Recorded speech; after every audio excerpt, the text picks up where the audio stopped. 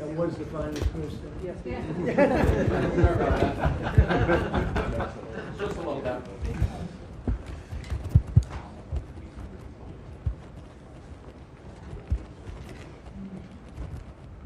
Are you all set? Everybody ready? It's nice to be with you. Welcome to the final cabinet meeting of 2025, a year that will go down as the most consequential and successful first year of any administration. They're saying that, not me. Oh, I say it too, actually. A lot of people are saying it. And a lot of that is thanks to the men and women in the cabinet. With the new and improved cabinet room, I might add. We took pictures down from the vaults. We have vaults downstairs with lots of pictures that haven't been exposed to the world for, in many cases, over 100 years. We brought them up, and we're using them as they should be used. But the cabinet room looks beautiful, like it should now. The Oval Office looks beautiful, like it should. It was not. It was like the rest of the country. It was in disrepair. 1 year ago, our country was dead, and said to me by many leaders, we had a dead country. Now we have the hottest country anywhere in the world. It's true. The hottest country anywhere in the world. Think of that. In 4 long years of the Biden administration, there were just $1 trillion of new investments in the United States in 10 months.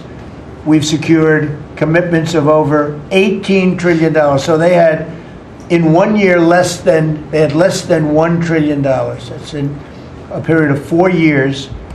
Think of it, 4 years they had less than $1 trillion. In 10 months we have more than $18 trillion. Is that right, Scott? It's even going to be higher than that. It'll be higher by and the going end of up. the year, sir. And we're waiting for the Supreme Court case, and it's so important and so vital for this country because we're not only respected again, we're putting out wars by our trade policies, and we're taking in hundreds of billions of dollars, and our country is wealthy again and secure again, and it's part of national security, and I hope that goes well. I think it's very important, but think of the number. We're going to be over $18 trillion in 10 months, and which is a record times probably 8 or 10 times, I think more than that, for any country. There's never been a country that's had that kind of an investment ever in history.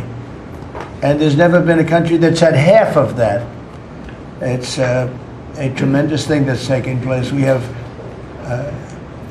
companies moving in from all over the world, from Mexico, from Canada, from Europe, from China, from Japan a lot. We just had Toyota is going to spend $10 billion, they just announced, on building new plants in this country. Our workers, they're going to be our workers, but they're spending a tremendous amount. So the stock market has set 46 all-time highs.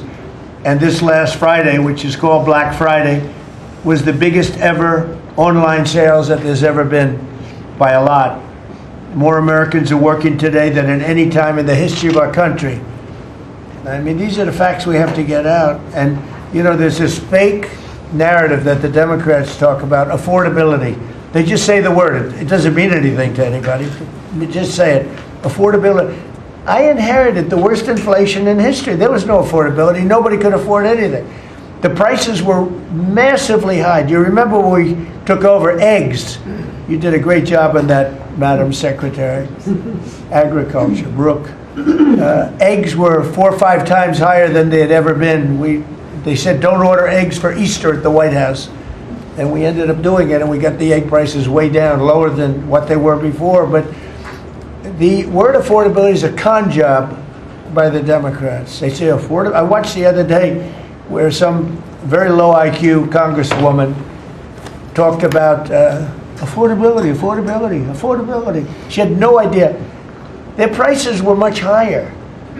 As an example, energy, gasoline, we're now at about $2.50 a gallon. We're going to be, I think, at $2 a gallon. We could even crack that at some point. I'd love to do it. And we could do it more easily if we weren't building up the strategic national reserves, which Biden emptied out before the election so that he could try and get elected, meaning he started it, then he got thrown out of the race, then she took over and she kept it going, and they emptied out these strategic national reserves, which are really meant for something else. They're not meant to keep people happy with their gasoline price. They're meant for war. They're meant for problems, big problems. He emptied it out, and then she continued it during the process of trying to get elected. Didn't work out too well for him. And they virtually brought it down to the lowest level, I believe, in history. And it didn't have much of an impact because the prices were very high. But our prices now for energy, but for gasoline, are really low. Electricity's coming down. And when that comes down, everything comes down. But the word affordability is a Democrat scam. They say it, and then they go on to the next subject. And everyone thinks, oh, they had lower prices. No, they had the worst inflation in the history of our country. Now, some people will correct me, because they always love to correct me, even though I'm right about everything. But some people like to correct me, and they say 48 years. I say it's not 48 years, it's much more. But they say it's the worst inflation that we've had in 48 years. I say ever. But whether it's 48 years or ever, it's pretty bad. We had the worst inflation that we've ever had. Since last January, we've stopped inflation in its tracks. And there is still more to do. There's always more to do, but we have it down to a very good level. It's going to go down a little bit further. You want to have a little tiny bit of inflation, otherwise that's not good either. Then you have a thing called deflation. And deflation can be worse than inflation. But we have it almost, we'll soon be at a perfect level, but we inherited the worst inflation. But we have 20 states that are now selling gasoline at less than the $2.75, think of that, $2.75, and it was at $5 under Sleepy Joe. Grocery prices are down with the cost of Thanksgiving turkey this year down 33%. It was lower than 33% lower than under the Biden administration. Egg prices are way down 86%, thank you. And mortgage rates, despite the fact that we have an incompetent chairman of the Fed, a real dope, who should reduce rates. I saw even Jamie Dimon said he should be reducing rates. I never saw Jamie Dimon say that. I wonder why he said that. But he really said it because he's right. But we have a guy that's just a stubborn ox who probably doesn't like your president, your favorite president. But they're going to be coming down. We'll be announcing somebody probably early next year for the new chairman of the Fed. I talked to Scott about taking the job, but he doesn't want it. You got the greatest job here. Yes, sir. Right? He said, no, I want to stay chairman. I want to stay right where we are, Treasury. And I think we're doing really great, aren't we? Yeah? We're doing great, sir. It's a great team to be part of. Yeah, no, it's amazing. Under my executive order to lower prescription drug prices, which I think is the single biggest thing we've ever done that nobody writes about because you're fake news.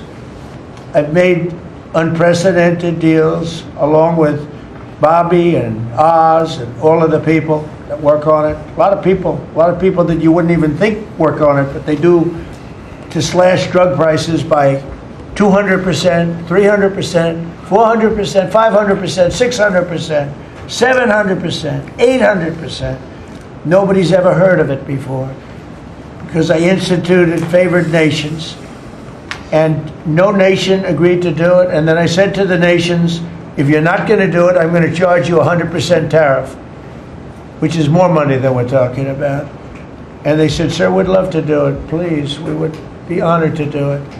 And they agreed that they would go along with the whole thing. Nobody thought you could do it because they felt, number one, you couldn't get the drug companies to do it.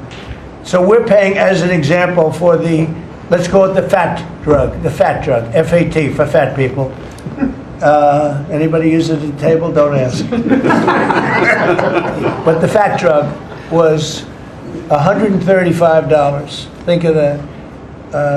For certain people, $1,300 for certain countries, $1,300 in New York. So in New York it was $1,300, and in London it was $135. And a friend of mine called me, he said, what is this? Why is it? He got used to paying $1,300. Well, now what we have it down to is, Bobby, what's the number? Like 150 or something? We have it down to a low number, don't we? Yeah, it's around 125, 150. Think of that. So we got it down from $1,300 to $125 to $140, depending on various countries. In other words, we're paying the lowest price, tied for the lowest price in the world. It's, people said you could never do that because you couldn't get the countries to agree to it. I did. Every country agreed to it because I said, if you're not going to agree to it, that's okay, I'm going to charge you tariffs. And as soon as I said that, they said, we agree. And then we had to be a little tough with the drug companies, but they came along. The bigger problem was the countries. The countries just wouldn't go along with it, but they did. Every country. So we have reduced drug prices by 500, 600, 700, 800, 900%, depending on the drug, depending on the company, depending on all of the different factors involved.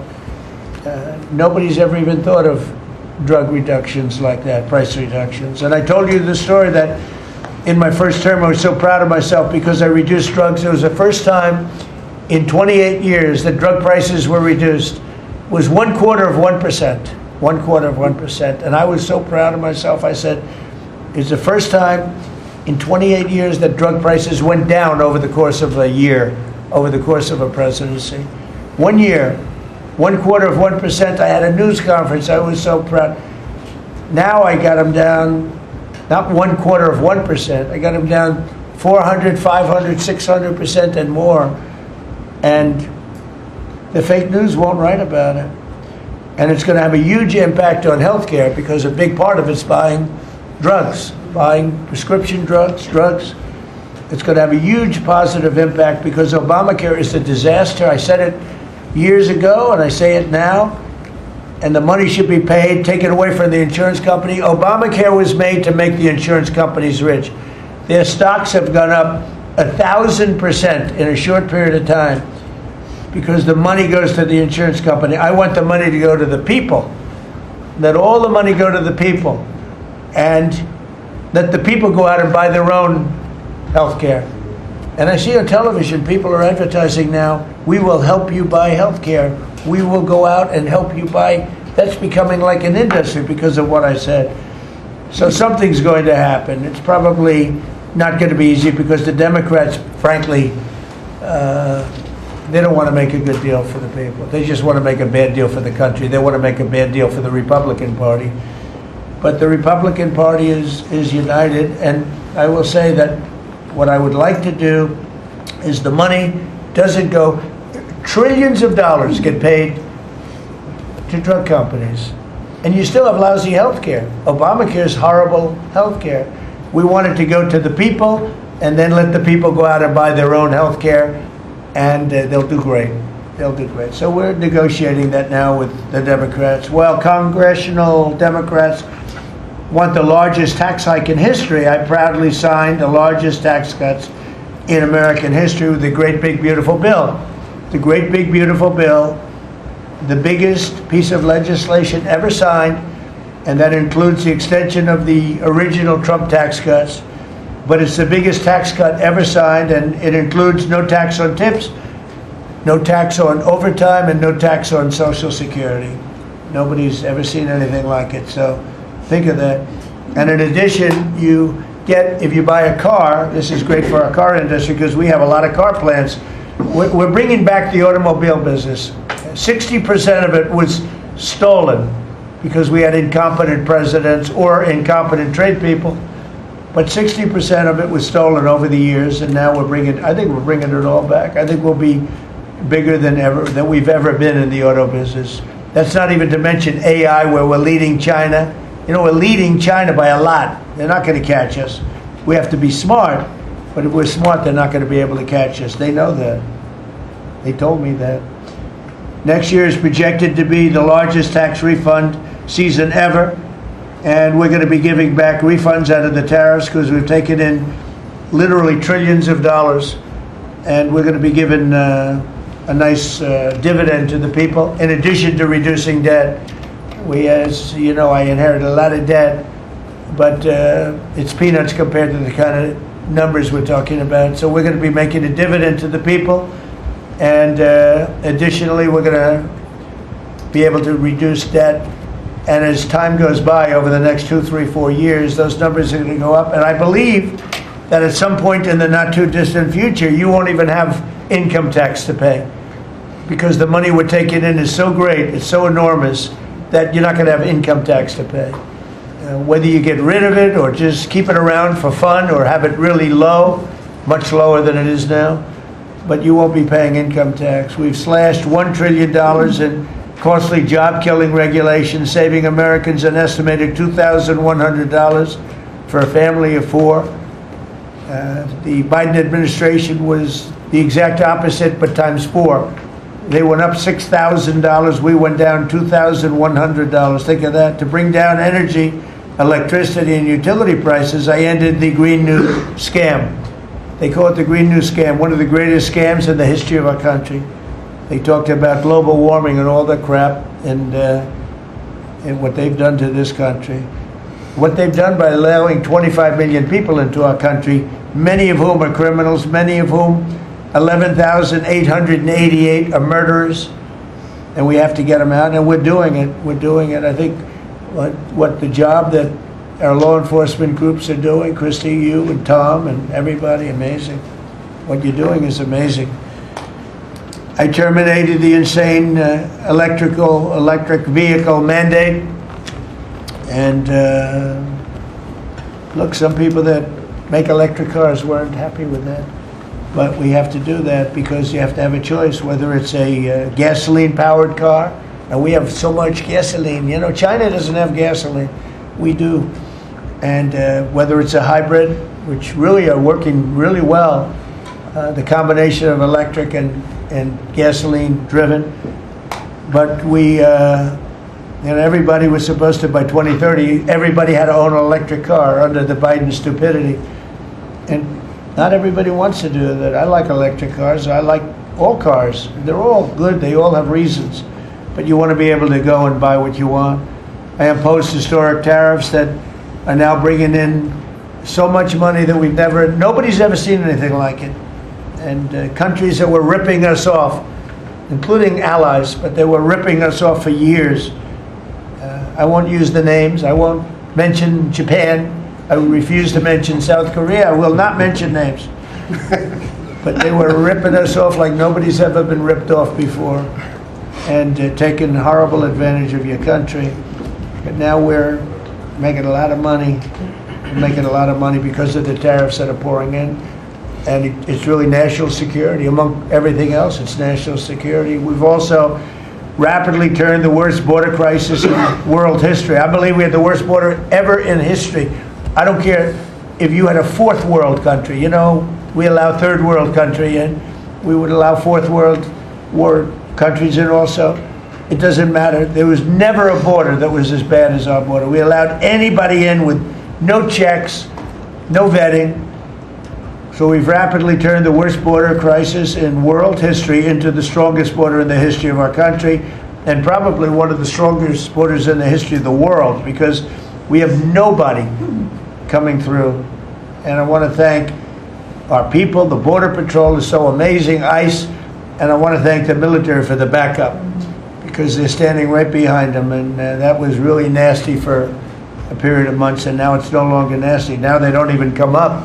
Nobody comes up. It's an easy job. It made your job a lot easier, because they know they're not going to get through. And we take people in, but they have to come in legally. For 6 months in a row, 0 illegal aliens have been admitted into the United States. You believe that? 0. We had millions of people coming in a year, millions. Now we have 0 for 6 months, and these are given by radical left people that do the numbers. I mean, they're not doing me any favor. They're being. We don't have our net numbers are unbelievable, but we had 0 people in the last 6 months. Illegal border crossings along the U.S.-Mexico border have plummeted to the lowest level ever recorded, and nobody talks about that anymore. You know, it's crazy. They don't talk about it. You think they'd say, well, Trump's done a great job in the border. This country is being destroyed by the border. But you always find something new, like, is he in good health? Biden was great.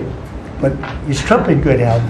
I sit here, I do 4 news conferences a day. I ask questions from very intelligent lunatics, you people.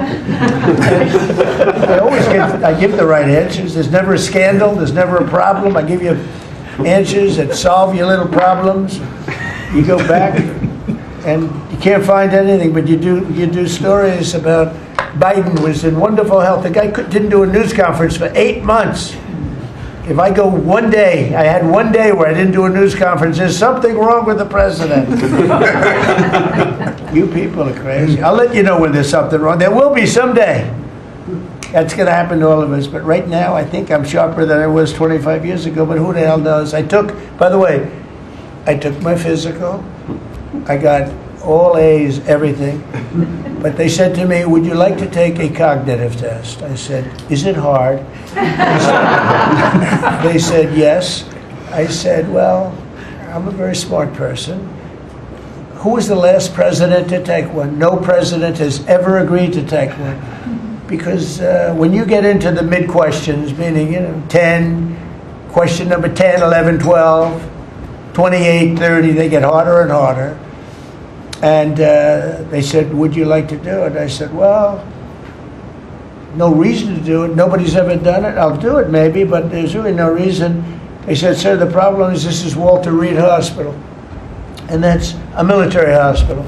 And that means that things are, sort of open. It's not like private where you have, if you do poorly, we'll have to, probably you'll find out. I said, I won't do poorly. I'm a smart person, not a stupid person. And as the doctor will tell you, I aced it. Right, Susie? I aced. I got every question right.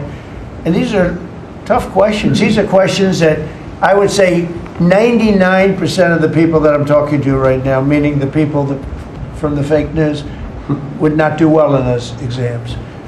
But I'm the only one that took it. I got every single question right. And then I read in the New York Times, is Trump sharp? Trump is sharp, but they're not sharp. That's why they're going out of business, the New York Times. I hear that they're losing so much money, it's ridiculous. They're a bunch of fakers.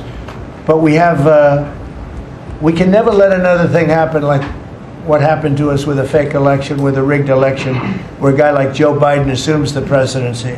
Because the man was grossly incompetent. And he was incompetent 30 years ago. But he was really incompetent for those last few years, and our country was put at great danger because of it.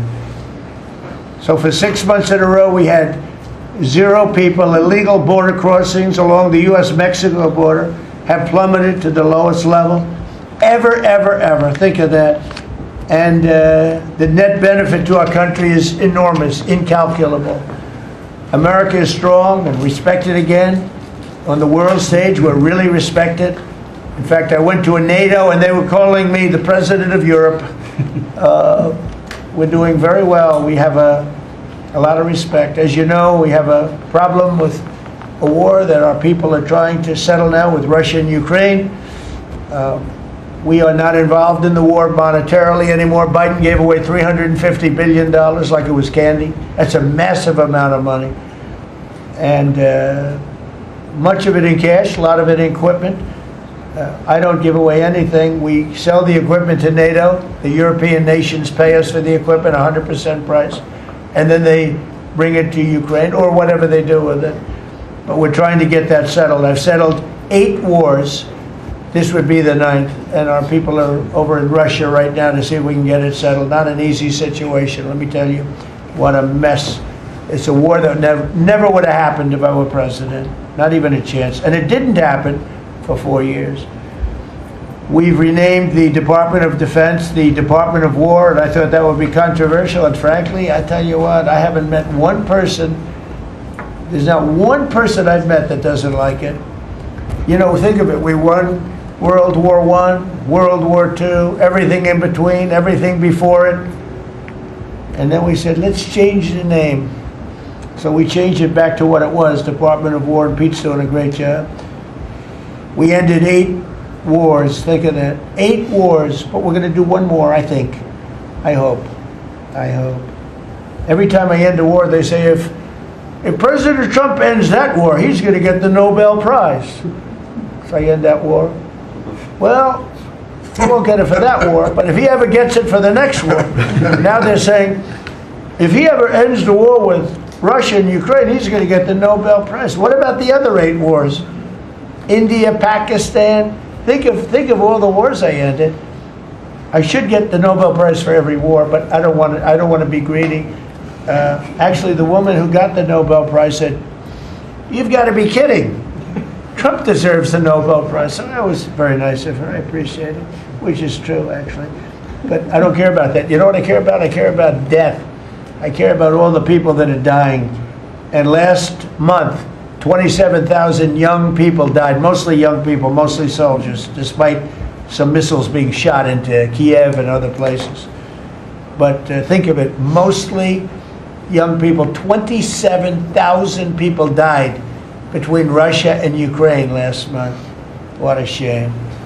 So we're restoring law and order to our cities and towns. If you look at what's happened, and I want to pay my deepest respects to those 2 incredible people from the National Guard in West Virginia they came from. I spoke to their parents. Sarah is gone. She passed away. She's looking down on us now, and she loves her parents, and they loved her. They were, somebody said, "How are they doing?" I said, the word is devastated. Doing. How are they going to do? They're devastated. The rest of their lives they're going to be devastated. She was an incredible person, highly respected, top of her class, everything. She was like a perfect human being. 20 years old, just started. She was like a baby. She was so proud. They were giving her a promotion, and she told the parents that she was getting a promotion, and they were so proud of her. Then they get a call that this happened.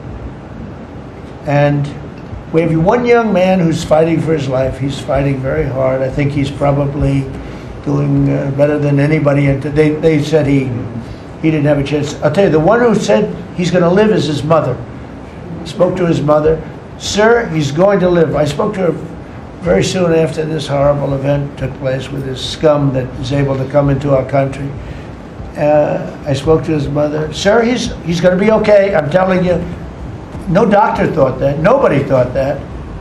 He was hit in bad places, and she was like so positive. It was incredible. And it's possibly right, Pam, right? Possibly right. Boy, it would be amazing. If he lives, it would be amazing. A miracle, actually. But we're very proud of those 2 people. We're very proud of the National Guard. We're very proud of our military and our police and our firemen and women. If you go back and take a look a year ago, year and a half ago, it all changed, I think, on November 5th, the day of the election. But you go back before that, you couldn't get people to join the military, Pete, right? They didn't want anything to do with military. They wanted nothing to do with joining the police or the fire. They wanted nothing to do with anything. They had no spirit. The country it had no spirit, nothing. And now we just had the highest recruitment in history, and we're getting great people. We're getting great people. And I will say, despite what just happened, Washington, D.C. has become a really safe place. And I guess this lunatic probably was upset that the National Guard is so effective, because we were really, really effective, and we are. And Washington, D.C. is now considered a very, very safe city. We had crime numbers a year ago that was so bad, embarrassment, that the city, the capital of this country, could have numbers like that. And Washington now is, no murders, no this. It's been a miracle also what happened here. And now we're in Memphis, and we're going to New Orleans pretty soon. Over there, the governor called me. He'd like to have us go there. Governor Landry, great guy, great governor. He's asked for help in New Orleans, and we're going to go there in a couple of weeks. And we're doing a real job. Even Chicago's down a little bit because we have a minor force there. We could knock it down within 4 or 5 weeks. We could bring it down to almost nothing. But we have a governor that's grossly incompetent, and we have a mayor that's even more incompetent than the governor. He's a very low IQ person. And typically low IQ people don't make good mayors. So I want to thank all of our cabinet members. They're high IQ. Let me say one. Yeah, generally speaking, a couple of them a little concerned about. No, but I want to thank, we have a great cabinet, an amazing cabinet, amazing people. All of them, you know, sort of have become stars. We're getting credit for the good cabinet, actually. And I just want to wish everybody a great holiday. We've I think done a great job with the White House, bringing the White House back. You see the Palm Court that was redone. The Lincoln bedroom was redone. The Lincoln bathroom is now gorgeous, like it should have been. It was terrible green tile that was never the way it was supposed to be. It was done in the 1940s, actually, but it was not proper. And we're restoring the White House just like we're restoring the country, and people are thrilled. But the First Lady's done a beautiful job with the Christmas trees and all the decorations. I see the wreaths on the windows. I've never seen that before, on the windows of the White House. And you know, it's 4 stories high. I said, how did they get that wreath? They had people going up in a little dangerous, I wouldn't want to do it. But they put them up, and we have wonderful people working in the White House, and they're really proud to bring the building back. Because this building was a little bit like the country. It was mishandled, it was mistreated. And now it's being given love, and we're building one of the great, I think, maybe the greatest ballroom. We needed it for 150 years. They've been asking. You see the trucks and cranes and excavators in the background, and you hear them, and every time I hear them, I love the sound. To me, I love the sound. I wouldn't say my wife is thrilled. She hears pile drivers in the background all day, all night. They go till 12 o'clock in the evening, day, night, pile drivers. Darling, could you turn off the pile drivers? Sorry, darling, that's progress.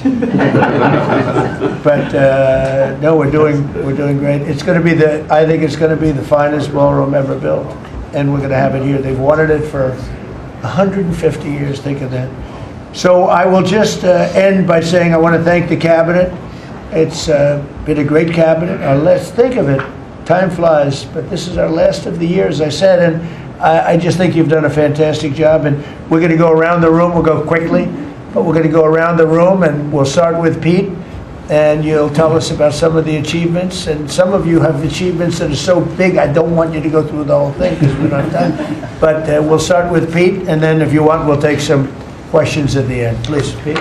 Well, thank you, Mr. President. As you said, it has been a historic year at the Department of War. Recruiting and retention over this year are at the most historic levels our country has ever seen. I had a chance to be on an aircraft carrier destroyer over Thanksgiving. The spirit in our ranks since the election under President Trump is unprecedented. I've never seen anything like it as a soldier myself in uniform, and I know a lot of you feel the same way. We've ripped out the DEI and the political correctness. It's all merit-based at the department. We're getting back to basics: accountability, training, readiness, lethality, and that's reviving that spirit. And Mr. President, we're rebuilding the military, historic investments. I just took briefings on the Golden Dome and F-47, next generation capabilities that are going to make sure that for generations to come, America has the most powerful, most capable, most lethal military in the world, which you have rebuilt once and we're rebuilding again. And then we're reestablishing deterrence and credibility. If you look at what happened, we deal with every day the outcome of what happened in Afghanistan, the debacle under Joe Biden. We just dealt with it in the streets of Washington, D.C. with those 2 National Guardsmen. And then what happened on October 7th with Hamas, what happened in Ukraine, a war that never would have started under President Trump. We're having to rebuild that. So whether it's freedom of navigation and taking the fight to the Houthis, whether it's Midnight Hammer, those beautiful B-2s going 37 hours back and forth, undetected, delivering with precision, and Iran not getting nuclear capabilities, Europe and NATO stepping up to 5%, locking down our southwest border. It's been an honor to work with Christy and Tom and everyone else down there to lock it to 0, operational control of our border. And then it's getting after and going after narco-terrorists and designated terrorist organizations in our own hemisphere. As I've said, and I'll say again, we've only just begun striking narco boats and putting narco terrorists at the bottom of the ocean because they've been poisoning the American people. And Joe Biden tried to approach it with kid gloves and allowed them to come across the border. Cartels take over community, 20 million people, hundreds of thousands of Americans poisoned. And President Trump said, no, we're taking the gloves off. We're taking the fight to these designated terror organizations, and it's exactly what we're doing. So we're stopping the drugs, we're striking the boats, we're defeating narco-terrorists, and we're And standing... Pete, you may say one thing, that drugs coming in through the sea by sea are down 91%. And I don't know who the 9% is, I'm not sure either, sir, because but down 91% by sea. we've had a bit of a pause because it's hard to find boats to strike right now. Which is the entire point, right? Deterrence has to matter, not arrest and hand over and then do it again, the rinse and repeat approach of previous administrations. This is meant to get after that approach. And I will just end by saying, as President Trump always has our back, we always have the back of our commanders who are making decisions in difficult situations, and we do in this case and all these strikes. They're making judgment calls and ensuring that they defend the American people. They've done the right things. We'll keep doing that, and we have their backs, Mr. President. Good job. Thank you very much. Howard? So we set out to stop the ripoff of the United States of America. This is about global change of trade. We've been ripped off since 1945 when we set this policy. So we set out, and together with my partners, Jameson Greer and Scott Bessett, we set out to change that. So we started, the first one was the UK deal, right? We asymmetric, they pay us 10%, and we get charged nothing. That allows us to export, and that began the process. Then we did the biggest, the European Union, 450 million people, $20 trillion economy. They completely opened their borders to us, and we charge them 15%. That makes America $100 billion a year and turns it back to where our economy is the best. And so it proved that President Trump's trade agenda was the right trade agenda. Then we go to Japan and Korea. They offer us $750 billion in cash to build in America at the president's direction. And we're going to start, as an example, nuclear. Right? We need to have a nuclear arsenal in America of power, the generation of power. So we're going to build hundreds of billions of dollars, financed by the Japanese and the Koreans, meaning they give us the money, we build it here, and we split the cash flow 50-50. We're going to build ships, $150 billion worth of ships in America. That changes the way things work. Right? After those trade deals, then you go to how are we going to reshore? Right? Let's start talking about the auto industry, right? We've been competed against by Koreans, the Japanese, the Europeans. We're kicking our tail. President Trump changed it. 25% tariffs, bring it all home. This year, General Motors stock up 40%, Ford up 34%, and on the same day that we announced we had set all the tariffs, Sean Fain, the head of the United Auto Workers, called and said, I can't believe I'm calling a Republican Secretary of Commerce to tell the president that this is the greatest administration for auto workers in America. Stocks up and auto workers up. That proves that President Trump understands how to take care of the whole ecosystem, both the companies and, more importantly, the people who work there. Semiconductors, right? We didn't build any. The Biden CHIPS Act was a $60 billion giveaway, right? We've now turned that. $300 billion is committed to America. That's going to go up to $750 billion in the next 60 days, right? And then you go to pharmaceuticals, right? $250 billion being invested in America, and then working together with Bobby Kennedy, right? Pounding away on that MFN, working together as a joint team. They're coming to over $250 billion and cutting prices in half. We did the golden share of U.S. Steel to make sure the Mon Valley is protected. Intel gave us 10% of the company, make tens of billions of dollars, right? And the last thing I will say is a year ago today, I was working on transition with President Trump, right? To build the greatest cabinet ever for the greatest president ever. And as I sit here today, I can't be more proud of how you did it, sir. You've created the greatest cabinet. It is a joy to be at this table. Amen. You know, one thing we will mention, so they came to see me from Intel, and they had a problem. I said, look, we'll fix your problem, but I think the United States is entitled to 10% of your company. And the chairman looked at me and he goes, you have a deal. Tell them, how much money have we made since I made that deal? It's only $40 billion. 40 billion. We made $40 billion. That was, what, 3 months ago? Does anybody write about it? Nobody writes about it. That's okay. Mr. Secretary, how we doing with transportation? Well, Mr. President, so just quickly on aviation, many of you have heard that we have an infrastructure made of copper. We have to transition to fiber. The last administration said it was going to take more than 10 years to complete the transition from copper to fiber. They had no plan to actually do it. We have already completed a third of this transition from copper to fiber. Now it's going to take longer for us to go from analog to digital. By the way, the rest of the world transitioned 20 years ago from analog to digital. We are just going to do that at the FAA right now, but we're buying new radios. We're going to buy new radar. By the way, those radar are going to be made in America, Mr. President. This phase of the operation will be completed by the time you leave office. It's 3 years. I do need another $20 billion, Congress, to start the second phase, which is really important, and we'll try to get that done also in that 3-year time period, but we need the money, critically important. With regard to commercial driver's license, I think we've covered a lot the crashes that have taken place around the country, and what we found is there have been states that have issued commercial driver's license to foreigners, and they've gone through sham schools, and they're not safe on American roadways. And so, in partnership with Secretary Noem, we have driven those numbers down. We got California, Gavin Newsom, to revoke 17,000 unlawfully issued licenses. We've closed down half of the fake schools that give out these fake licenses, all critically important. Governor Tim Walz of Minnesota gave 33% of these licenses unlawfully.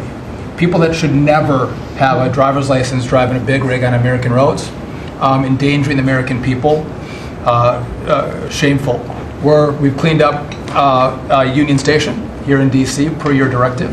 We're going to rebuild Penn Station in New York. We're going to break ground at the end of 2027, get that project operational. And, Mr. President, a lot of us, I fly commercially, I fly back by the bathrooms. I don't know why that happens. They put me in the back. We've asked Americans to bring their better selves, to bring civility back to travel, to say, listen, let's say please and thank you. And if you have someone's pregnant on your flight and you're as strong as Pete is, well, pick up the bag and help her put it in the overhead bin. Let's be nice to each other, is what we've asked. Maybe not wear pajamas or slippers on the airplane. And I think it's been received fairly well, and I think we can all have a better travel experience when we do that. And just the last point I'll make is there was a big football game where the Merchant Marine Academy that falls under DOT actually beat the Coast Guard with Kristi Noem. We beat them by 1 point, and so we're very proud of that. And, so well done, Kings Pointers. So a little bit in a nutshell, we're rebuilding the air traffic control under boot edge. It's supposed to be boot edge. Who's another grossly incompetent person? He'd get in his bicycle, ride to work, and he was just terrible. What they do is they take the fiber optics and they take fiber trying to hook it into copper, and fiber and copper don't mix. You can't do it. But people knew that for the last 30 years since they started doing the fiber. And they spent billions of dollars, and it didn't work. And you saw that by the helicopter crash. You saw that by Into the Plane. You saw that by a lot of things. So we're doing a brand new air traffic control system, and it's going to be the best, and it's going to be from top to bottom. And we have the 3 top companies in the world bidding on it. And it's going to be one bid, and we're going to have one company responsible, and it'll be the best system. And it's going to make this. Look, our skies are safe. Otherwise, we wouldn't let people fly. But we're going to have the safest skies. We're going to have the best system anywhere in the world. We're also going to rebuild Dulles Airport because it's not a good airport. It should be a great airport, and it's not a good airport at all. It's a terrible airport. It was incorrectly designed with a good building. Actually, it's got a beautiful terminal. Saarinen was the architect, one of the greatest architects in the world at the time. A great architect. And so they have a great building and a bad airport. But we're going to turn that around, and we're going to make Dulles Airport serving Washington and Virginia, Maryland, etc. We're going to make that into something really spectacular. We have an amazing plan for it. and other things, but you're doing a really good job. I appreciate it. The people movers of Dulles, we had a crash recently. So we're going to announce that later today, a request for bids on this. But again, it's not a great airport, which we can make great in this administration, Mr. President. We have a design that's amazing for Dulles. It's going to take Dulles and make it a really bad, it was a badly designed airport. We're going to make it into as good as there is in the country. It'll be exciting. Okay, please. All right. Well, Mr. President, it's good to be here at this meeting because in 1 year you can look around the table and see the change. And I think one of the biggest changes is how this cabinet works together. And I want to start there. There's often been said, I found out some things this year that I didn't know, that the Department of what was Defense, now Department of War, and the Veterans Department had never really communicated. Now, we're fraternal twins, in a way. Pete and I are. He lives better, I'm better looking. But in looking at this, I mean, he brings them in. He keeps them for a number of years, up to 20 or longer. And then they come into what the country is committed to our veterans. And if you don't have both ends working correctly, then recruitment lags, morale lags, and we've been able to work and fix a great deal of that. I didn't need to change our name, but I did do one thing. I put the veteran back first at the VA. And we did that in 1 year. How did we do that? We started taking things that have been neglected for a long time and put them back. We had a backlog in which we've dropped over 160,000. We're not talking year-to-year change at the VA. We're talking 5-6 year. We have to go back 5 to 6 year prior COVID numbers to see the change of backlogs that are now reduced. We do it in 6 months instead of the long time it took. In fact, it grew under the Biden administration. It shrank over 160,000 under us. Champ VA, which is a program we have, has basically been back to day. It was at a terrible state, which delays and claims and everything's going on. We've got that back. We're doing things like taking a new look. I have one question that I ask when I go to my hospitals. We probably have over 170 hospitals, 1,200 clinics, and I ask the people one thing, Mr. President. I said, what are you doing right now that if you were just honest and I wasn't standing here, you say, this is stupid? It's been amazing what we've gotten, and the feedback that we've had. We've been able to change how we do credentialing, how we do privileging, how we do hiring. We're all working through that, and it has all made a difference for our veterans as we go forward. CNP exams for veterans out there listening. If this is the one where disability claims, where they say, well, let me send you to a doctor to make sure.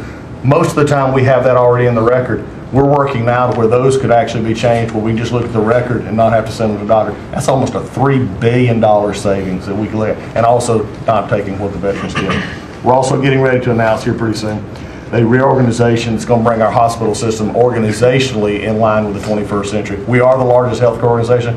It's about time we acted like it, Mr. President. You gave that leadership, and we're going to do it. And also one thing, community care contracts getting ready to go out. It's one of the largest contracts in the federal government, but it does exactly what you and I have talked about before, making sure that our veterans can get care in the system or in the community, wherever they want it. We're getting ready for that. Now I have one thing for all the press who really enjoyed the first of the year, saying, oh, you know, they're going to cut all these jobs, 80,000 this, 80,000 at the VA. Mr. President, every success that I just gave you came after the fact, or pretty much after the fact, that we had 30,000 take early retirement. Early retirement, no risk, although you reported it as loss and risk, you can't help yourself. 30,000 took the retirement. Every bit of the success that I just told you about came with a reduced workforce. There was a motivated workforce that said, how can we take care of veterans? That's what this cabinet does. That's what we're doing for you. Good. And you've got the highest approval rating we've ever had at the VA, so that tells you something. You're doing a great job. Thank you very much. Jameson, please. Well, there's been some activity on trade this year. You know, for about 75 years, we had a system, global trading system, that was premised on the United States having totally open borders, right? Not just on immigration, but on goods and services, and everyone else generally kept higher tariffs, higher non-tariff barriers, etc. Obviously, the outcome was we had a huge trade deficit. You took it head on. You gave all of us who work on the file a lot of leverage.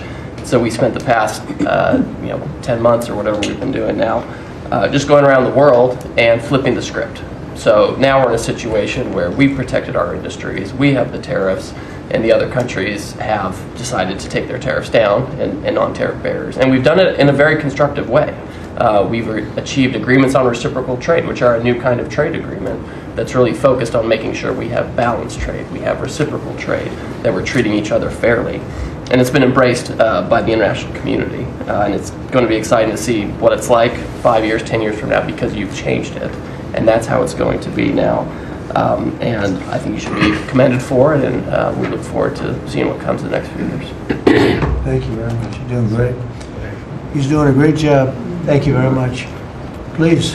Thank you, Mr. President. Last time I was here, I said that the amount of dereg that we had for regulatory was 30 to 1. Since then, it's up to 48 to 1. Your goal had been 10 to 1, which was in excess of 6 to 1 in the first term. It's actually much higher than that, but I made my team redo the threshold a little bit because it sounded so unbelievable.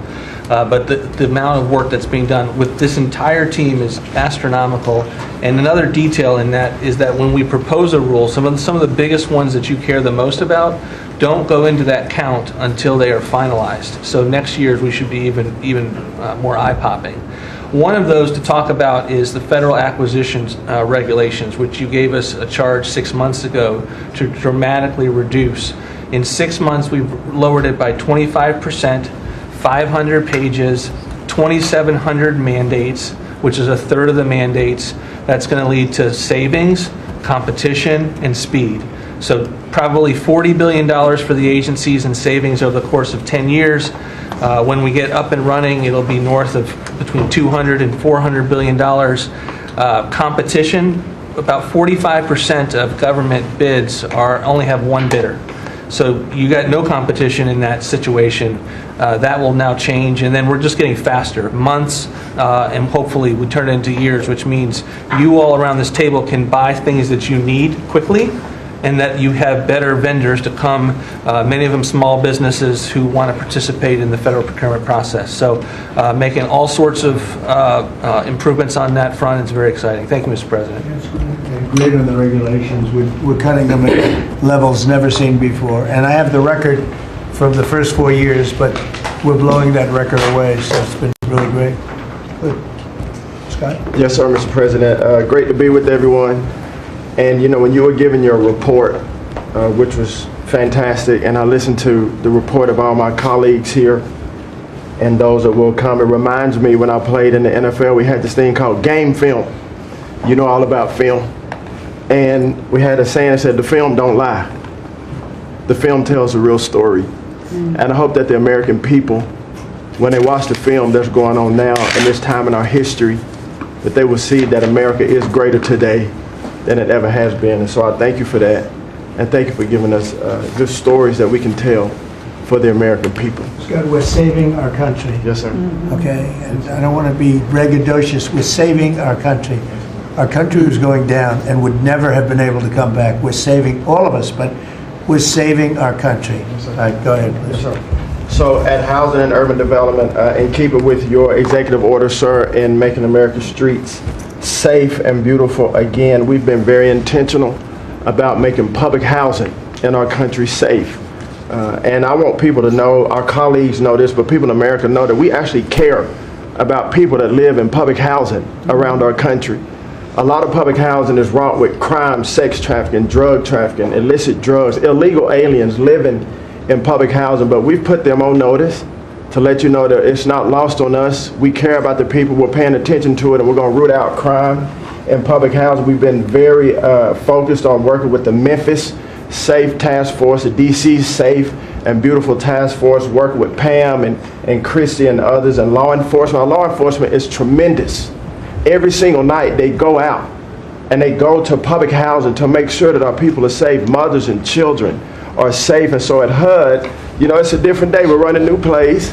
The film was real bad when I came in, I'm gonna be honest. But we are giving the people that live in public housing the assurance that they will be safe. And we also announced a new crime hotline, sir, that people that live in public housing, if they see criminal activity, if they see illegals living there, if they see drug trafficking, if you see it, if you hear it, report it. Don't be afraid. And so work with our Office of Inspector General. We've set up this crime hotline, and also working with Christy and Department of Homeland Security, making sure that everyone that lives inside of public housing is accounted for and that they are American people. And so I say that and I emphasize that to know that we prioritize American people and American people only. Lastly, sir, in Atlantic City, we took over the Atlantic City public housing because the living conditions were deplorable. And they have people that have been living there for 3 generations, and they were being treated very bad. And so I took it so that we can now give people a safe place to stay. And working with the First Lady in the Foster Youth Initiative has been a great joy for me and our team. So thank you for doing that executive order to make sure that our foster youth have a safe landing pad and have financial literacy as they age out of the foster youth system. And sir, you talked about affordability. HUD has supported over 1 million Americans in home ownership and affordability, and over 560,000 are first-time home buyers. So I hope that the press will write about that good news, that 1 million people are able to own a home and to refinance their homes. And sir, we are moving our building from DC to Alexandria, Virginia. So thank you for your support. We're going to save the American people about $500 million. So that's my report. Thank you, sir. Thank you, Scott. Very much, brother. Well, coming off of Thanksgiving, moving towards Christmas, I think it's the season of Thanksgiving, and 2 words for me are gratitude and joy. Gratitude to you for, as Howard said, bringing this team together. I say it a lot, but I'll say it again, that this is like family at this point, and I don't know that there's ever been an organization like this, at least a government like this in the history of our country. These jobs are hard, but the joy every day in getting to fight for America and save the country is the privilege of all of our lifetimes, I believe. So thank you for that. At U.S. Department of Agriculture, the People's Department, Abraham Lincoln launched this department in 1862. But under your leadership, we have finally, again, put farmers and ranchers and rural America first. In the last year, it's no longer DEI, climate change, sending out money based on the color of a farmer's skin. It's now about literally putting farmers back at the center of it. And under the last administration, we talked a lot about affordability. We'll continue to talk about that. But under the Biden administration and the destruction of our economy and the cost of inflation, interest rates for farmers and ranchers went up 73%. Labor went up 47%. Fertilizer went up 36%. Fuel went up 28%. So when you think about the extreme economic strain that a lot of our farmers are under in our farm economy, these are massive, massive numbers that will take some time to get out from under. But we've already seen the beginnings of the movement toward more affordable food, housing, fuel, et cetera, and that will only continue to trend as we work to solve those issues. My partners in trade, of course, they do the work, but I'm constantly talking to them about selling more soybeans, selling more corn, getting more of our products out. But when we really think about how to solve for this idea that for so long our farmers, many of them have been farming for government checks instead of moving their product around the world, these trade deals change that forever. And it isn't one trade deal or 2 trade deals, it's dozens of trade deals. And so talking about rural prosperity and bringing the golden age back to rural America, which has been lost for too long. And we're going to focus on that next year, hopefully with our Vice President, many of our cabinet members. But the opportunity to do that under these new trade deals is unprecedented. And so just putting farmers first, our ranchers first, Mr. President, is such a huge priority and an accomplishment of the last year. The second quick thing is lawfare, and I know you know this better than anyone in the country.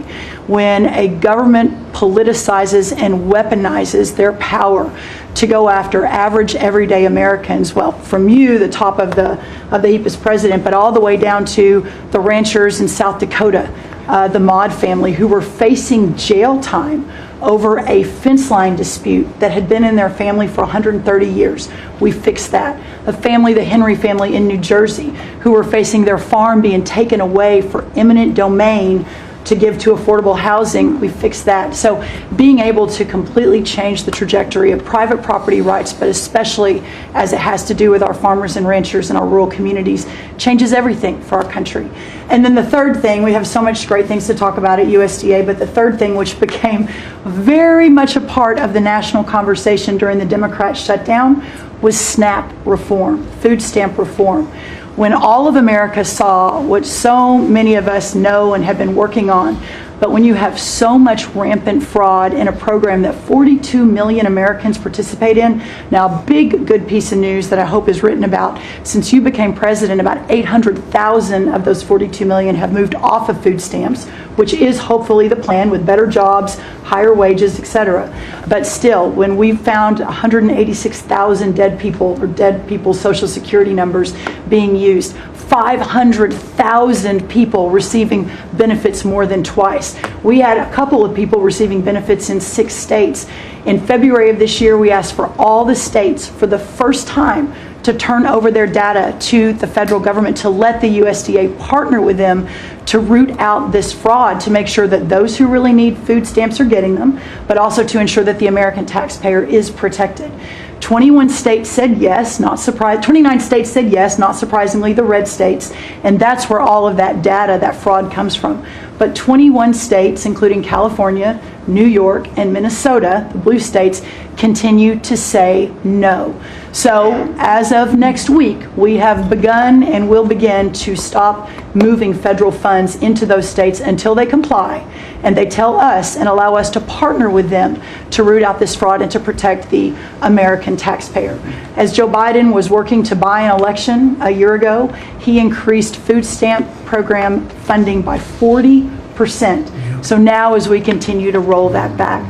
So the partnership in Making America Healthy Again is also in food stamps, but a lot of what Bobby and I are doing together is really remarkable. But again, just gratitude and joy for this work, and so grateful to you. The final thing I'll say, a lot of gratitude to Secretary Marco Rubio for wearing his Aggie maroon tie as a reflection of Texas A&M beating Florida handily about a month ago. So Marco, I want to thank you, and much gratitude and joy in my heart as well. Yes. But thank you, sir. We also have to say something about China with one of the largest purchases ever in our country, the soybeans. Yes, sir. And so I want to thank President Xi. We had a great meeting.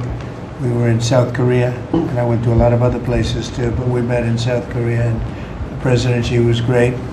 And China gave us among the largest orders in the history of your world, agriculture. That's right. And sir, may I say, this is the remarkable result of real leadership, and your real leadership. Just a couple of days ago, China announced that they were going to halt all purchases from Brazil because they had found some irregularities in some of the soybeans they're buying from Brazil.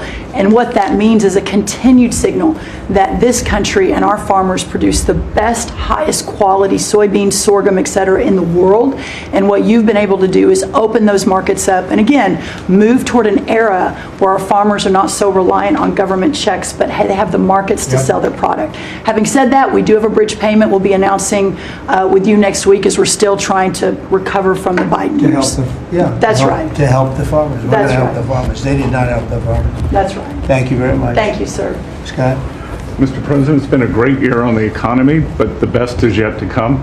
The tens of trillions of dollars that have come in investment, both the portfolio investment by companies, investment by countries, that is turning into a CapEx boom for the U.S. Capital expenditures up 15% in history. When CapEx is up, jobs will follow.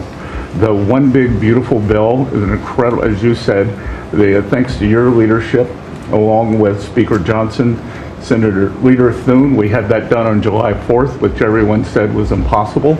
And the great thing about that bill, sir, for the American people, it's for industry, 100% expensing, build your factory here, you can write it off immediately, but you also insisted on the 4 benefits for working people: no tax on tips, no tax on overtime, no tax on Social Security, auto deductibility for American cars, and that is retroactive. So as a result, in 2026, we are going to see very substantial tax refunds in the first quarter. So the best way to address the affordability crisis is to give Americans more money in their pockets, which is what this bill has done. We're going to see real wage increases. I think next year is going to be a fantastic year. Taxes, deregulation, energy certainty. That's why everyone with your leadership is coming to America. bond market had its best year since 2020. Everyone said couldn't be done. So we're going to have growth. We've had 2 4% quarters before the Schumer shutdown. We're going to go back to that. So not only are we going to have great growth, but it's going to be low inflationary growth. And stock market obviously is following, but next year is going to be the year for Main Street as all this kicks in. And you came in, immigration, I called it the 3 I's, immigration, interest rates, and inflation, that we're killing the American people. Close the border, the promise kept. Interest rates are down, and 10-year bond, again, best year since 2020, and inflation led by energy prices is going to roll next year. I think it's going to be a fantastic year. We can look back, be very proud of this year, but I think 2026 is going to be great for the American people. Thanks to you. It's going to be great. Thank you very much. Mr. Vice President. Thank you, Mr. President. It's an honor to serve with this great team that you've assembled. And I just want to pick up on something you said, Mr. President, because you hit the nail on the head, that it is absurd that Democrats talk about an affordability crisis that they created and the people around this table work every single day to address. You'll hear a lot of statistics today. You hear a lot of statistics in our political conversation. I think the most important statistic for the American people is that under the Biden administration, the average American family lost over $3,000 of household income. And under the first 10 months of this Trump administration, they have gained over $1,000 of household income. What that says very clearly is that we are fixing the problem that Joe Biden and the Democrats created in the last administration. If you look at every affordability crisis that's confronting the American people today, it is traceable directly to a problem caused by Joe Biden and congressional Democrats. Why did homes get so unaffordable? Because we had 20 million illegal aliens in this country taking homes that ought by right to go to American citizens. Why did tax bills get so unaffordable? Because Democrats were raising taxes while congressional Republicans under the president's leadership, we're now cutting taxes. Why did food get so expensive? Because we printed trillions of dollars and threw it into green scams that made our agricultural economy suffer while Americans were paying higher prices for food.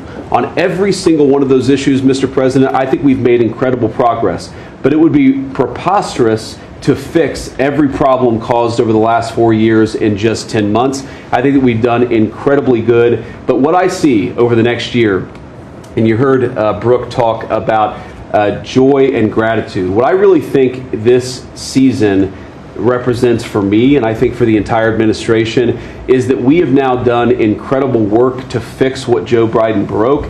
And I think the next year in American growth and American prosperity could be the best year that we've had in the United States of America.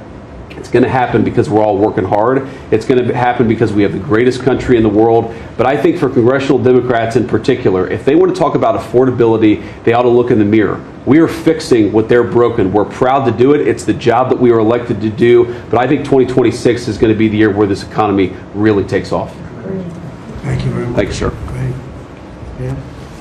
President Trump, thank you for talking about Sarah. Heartbreaks for her family.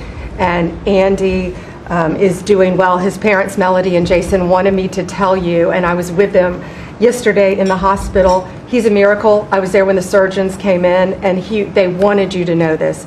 He's a miracle, and if everyone in this country can continue to pray for that family. He's got a long road ahead of him, but he is a miracle. And of course, our DC initiative is led by our amazing, and the monster will be held accountable who did this.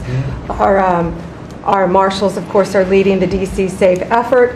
We have made over 7,000 arrests at your direction. DC is safe again. Working with everyone around this table, Pete and everyone. Scott and I were in Memphis together last week. And everyone, and Bobby, your HHS, doctors and medics are on the ground to help people in Memphis and DC. In Memphis, we've made over 3,500 arrests so far. And Homeland Security, Christy, you've been instrumental in this. But it's everyone working together as a team. We even have Treasury agents out there. It's unbelievable, on the ground in DC and Memphis. Of course, law enforcement first, FBI, Kash Patel has led the FBI. We have a 100% increase in the arrest of violent criminals, thanks to your leadership. DEA, led by Terry Cole, over 45 million fentanyl pills, 4,200 kilos fentanyl powder. That is the equivalent of 347 million potential lethal doses. That's unbelievable that you've taken off the streets of our country. And the weight of all the drugs combined taken off by DEA is the weight of 17 full semi-trucks of the drugs just since you've been in office. The drugs that had flowed into this country under the previous administration. ATF, led by Rob Scotto, has seized more than 31,000 illegal guns. 31,000. Unbelievable at your leadership. 19,000 of those were from trafficking cases. We've been sued on the legal front now. We have been sued 575 times. 575 times. More than every administration going back to Reagan combined. Most recently, yesterday, I was sued by an immigration judge who we fired. One of the reasons, she said she was a woman. Last I checked, I was a woman as well. But 24 Supreme Court wins, President Trump, 92% success rate. We told you it would take a while to get to the Supreme Court. We're doing it at record speed, led by John Sauer, of course, Sarah and Hosh, all working together. Immigration, we're winning. Nationwide injunctions, ending DEI funding, working to secure that our federal workforce is aligned with your America First agenda. Representing pretty much everyone in this room. We met with your general counsel yesterday, Doug,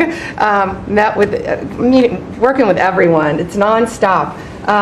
ICE, of course, we're winning there with Christie.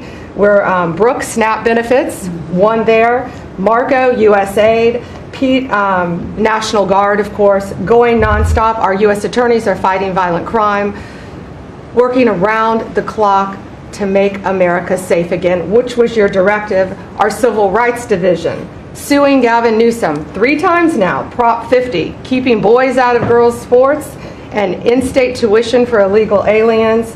We've sued over election integrity. We are litigating major universities with Linda. Thank you, our Civil Rights Division, for everything that you've done to end DEI in our schools. Our Civil Division fighting sanctuary cities every single day. And of course, our Antitrust Division with Google, major settlement. Our attorneys are working on terrorism, TDA, MS-13, Antifa, President Trump. We've charged more than 500 defendants with assault on federal officers thanks to your directive. And also, we have dropped countless cases against Americans that were prosecuted under the Biden administration, including J6, COVID, FACE Act, and more. And as everyone knows, we cannot talk about pending grand jury investigations, but no one is above the law, and that includes what happened in Arctic frost. I hope everyone has a very Merry Christmas, Happy Hanukkah, and Happy Holidays. Thank you for fighting for our country. Thank you. Thank you very much. Please. Great. Well, thank you, Mr. President. Thank you for allowing me to be at this table. When I came on board, I knew really none of you in this last year, and it's been a year, Mr. President, since I've had the pleasure to serve this country on the workforce. Everybody said the Department of Labor would be quiet, fly under the radar, you won't have to do too much. Absolutely not, because you made the American people realize the American dream is real for the American workforce. And it's been under your leadership, Mr. President, that over 2 million jobs that has been created since you started have been native-born workers. And that is the difference between this presidency, this administration, as opposed to the Biden administration, where mostly foreign-born or federal government jobs. And I think through the private sector, over 2 million jobs of native-born. And so the Labor Department has wasted no time in putting that into action with our Make America Skilled Again, either grant dollars, but the intentionality of the apprenticeship program, 1 million active apprentices across this country. We have done over 250,000 new apprentices so far in the first year and registered over 2,000 new apprenticeship programs. Why do we need the apprenticeship programs with the men and women in the trades? Because of the leadership of onshoring and reshoring, and have a lot of these companies reinvest in America. We have to build this country. We cannot do that without the tradesmen and women and the craftsmen of this country. And I think that, Howard and I, we talked about that from the beginning, and we're going to have to lean in on that because we need the labor force, 700,000 new skilled jobs with electricians, construction workers, machinists, and so forth. And as I traveled with the vice president as well, we see that on the manufacturing floors of this country, they're in desperate need. The Department of Labor are going to get the workforce skilled again. Working with Secretary McMahon as we move a lot of the education out to our respective states, we are now working together, and we have deployed $86 million in investments, and a lot of that is in AI infrastructure jobs to have our new workforce proficient and literate in AI if we're going to continue to lead the AI race, and we're working on that. And the Department of Labor is now creating and will soon launch the AI infrastructure and workforce hub, which we will be able to track that metrics to see exactly if these dollars are going correctly. Integrating education and workforce with, obviously, Administrator Leffler and I are on the road a lot together because we're talking about Main Street as well as a lot of the manufacturing jobs and how we're being an ally to our businesses as opposed to an adversary. For far too long under the Biden administration, we were adversaries to our business owners, and we want to give them a leg up always and make sure that we're paying attention. And we want our workforce to be educated. We do not need the numbers that we have seen across this country where our 4th through 8th graders cannot read, write, or do any math, and they are our future workforce. We have to depend on the American worker first. Also, lowering healthcare costs in line with the executive order. I'm working with Treasury and HHS, and rulemaking is underway to expand healthcare transparency and make pricing more affordable for our employers who offer these to their employees. Promoting retirement security. The department rescinded the Biden administration's guidance that restricted the use of crypto in the retirement investments, and we're seeing more and more of that, where we also rescinded the supplemental statement that discouraged the fiduciaries from considering the alternative assets for 401ks, and that will also come through the Department of Labor, that rulemaking. Ending abuse of cheap foreign labor at the expense of the American worker. We launched over 200 investigations into companies who will have abused and or fraudulently against the American worker. So Project Firewall was released. Thank you, Mr. President. We want the trained workforce, but we will root out the fraud and abuse, and we'll protect the American worker first. And slashing the job-killing regulations. The department has rescinded discriminatory DEI practices, and I will tell you, reducing compliance costs for businesses as it was for DEI has saved American businesses nearly $1 billion this year by just getting rid of DEI for that compliance cost that they've had to do. So, Mr. President, continuing to skill the American worker, the American workforce is going to be my mission. We have to do it faster. We have to do it quicker.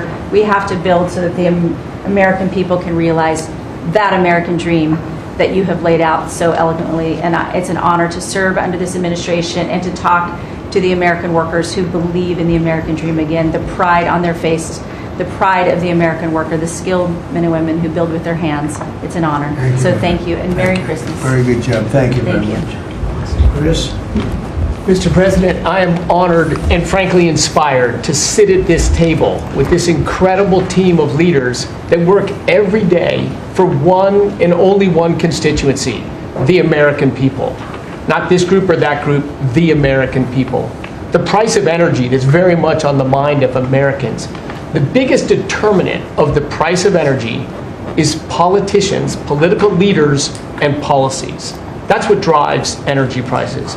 Under your leadership, what we've seen in the United States is just a steady drop in the price of gasoline, a huge consumer cost for Americans.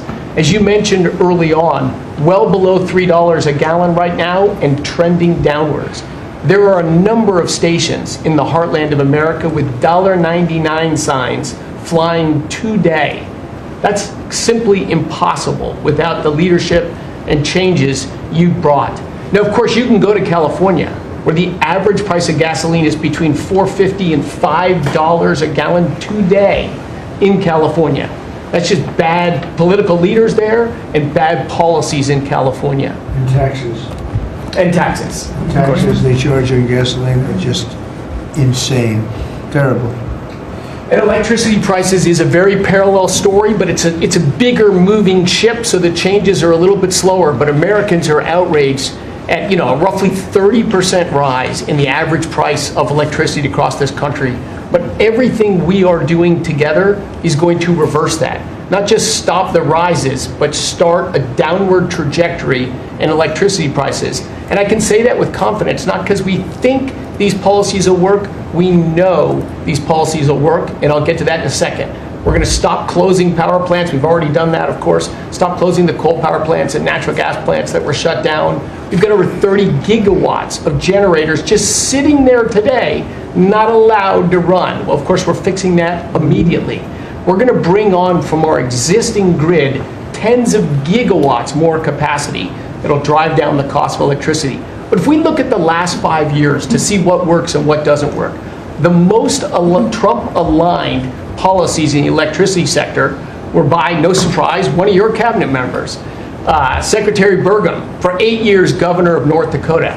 Over the last 5 years, production and demand for electricity in North Dakota grew 35%. Think what data center boom's going to do, and what happened? Electricity prices went down. Didn't rise slowly, they actually went down those 5 years. That's the answer. Trump-aligned energy policies increased demand for electricity. Nebraska and Texas, more Trump-aligned states, had significant growth in demand for electricity. They had electricity price rises, but well below the price of inflation. Unfortunately, Biden brought all of us a lot of inflation. If you look at the other end of the spectrum, California, New York, Massachusetts, Connecticut, Maryland, I could go on. What happened in those states?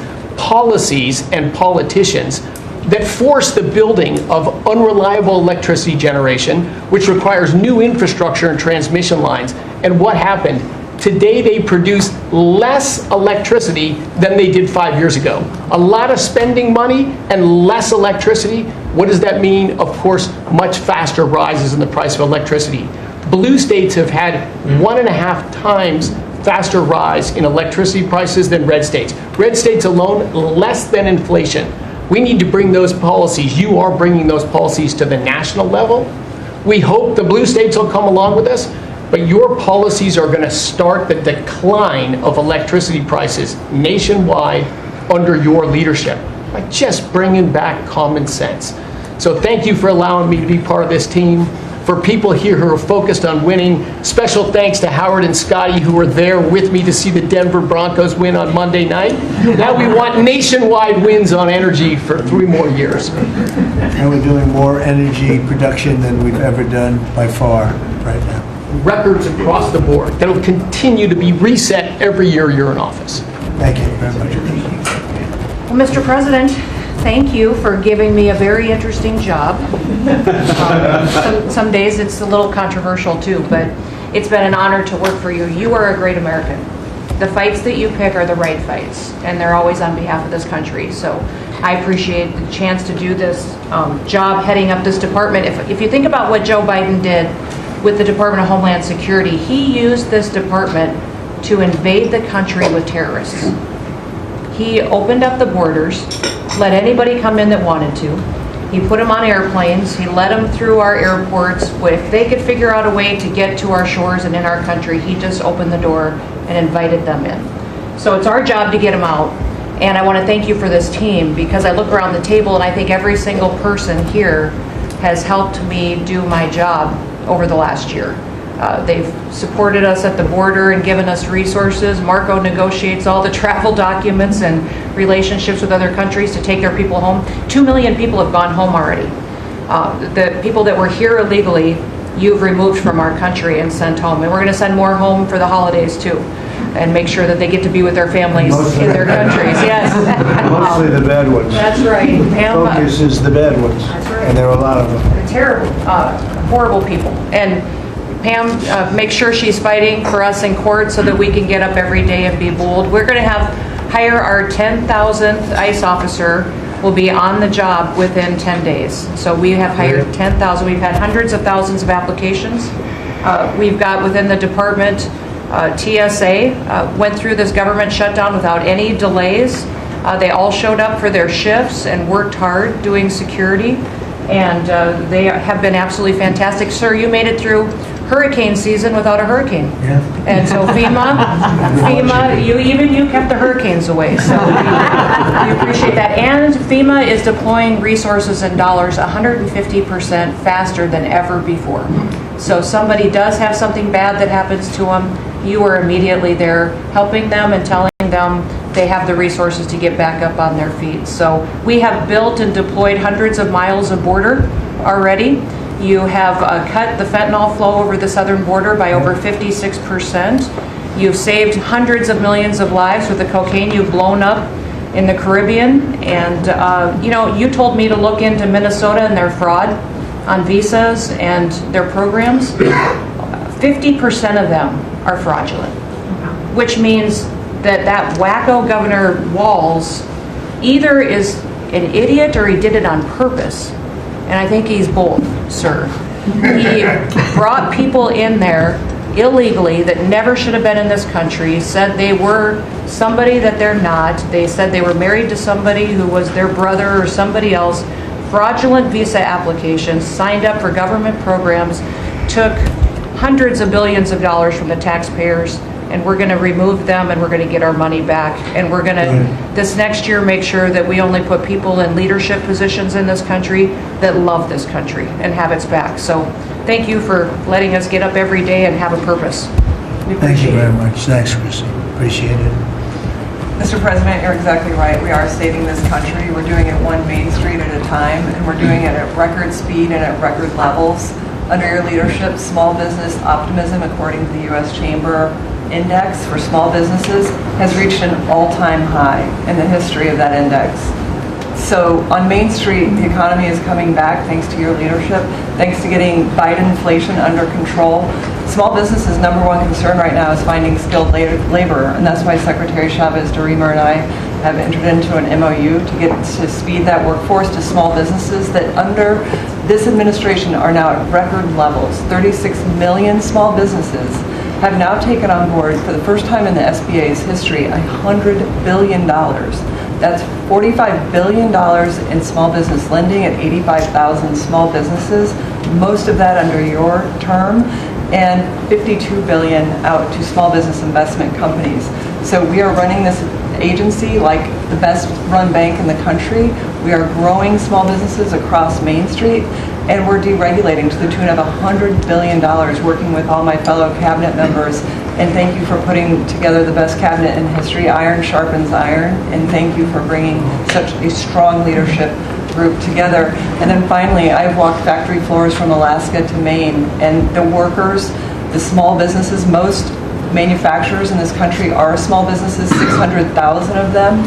They are so grateful to your fair trade, low inflation, deregulation agenda that is creating national security and economic security in this country like never before. And so I want to also finally thank you for bringing faith back to the White House, to this administration. I want to thank Brooke for hosting the Cabinet Bible Study and invite everyone tomorrow to Bible study and making this country something that we can be so proud of under your leadership. And I am so blessed and honored to be part of this team. So thank you, Mr. President. Thank you very much. Thank you, Mr. President, for your leadership. I am truly grateful to be a member of your team here at this table to help support you in delivering on the promises that you made to the American people. You came in with a very clear mandate of taking on the rampant weaponization, politicization of the intelligence community and federal law enforcement, experiencing yourself, the deep state abusing their power as they have against you, your family, and so many of the American people. Bring out accountability truly for those who have abused their power, making sure that the intelligence community is supporting your efforts in keeping the American people safe, secure, and free, and being the president of peace. I'm grateful to be in this position as your Director of National Intelligence to support you in these efforts, and I'll cover very briefly what we've done over the last year under your leadership and what we look forward to continuing to focus on next year. First of all, under your leadership, again, we've taken on a historic effort for transparency, declassification, and exposing these abuses of power by these deep state actors. We've declassified over 500,000 documents, many of which had never been seen before by the American people, put them online to bring about this level of transparency. We formed a weaponization working group, again, to be able to go after a lot of these abuses of power that have never seen the light of day, to support the accountability that under Pam Bondi's leadership in the Department of Justice is coming about. Secondly, bring about reforms to the intelligence community to make sure that we have the most effective and efficient and focused workforce that's really working on bringing about the priorities you have laid out in ensuring our country's security. And lastly, Mr. President, working with many of our partners here around the table, is going after these domestic threats.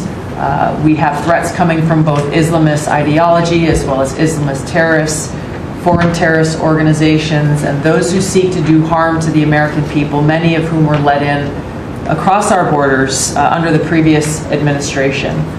We are focused on these tasks and this imperative for the American people, and just appreciate your leadership, Mr. President, in empowering us to be able to conduct this service. Merry Christmas. Thank you very much. Merry Christmas. That's right. Merry Christmas. Say it loud and clear. Lee? Mr. President, your team at the Trump EPA has been crushing it all year to fix the big mess that we inherited and deliver amazing results for the American people.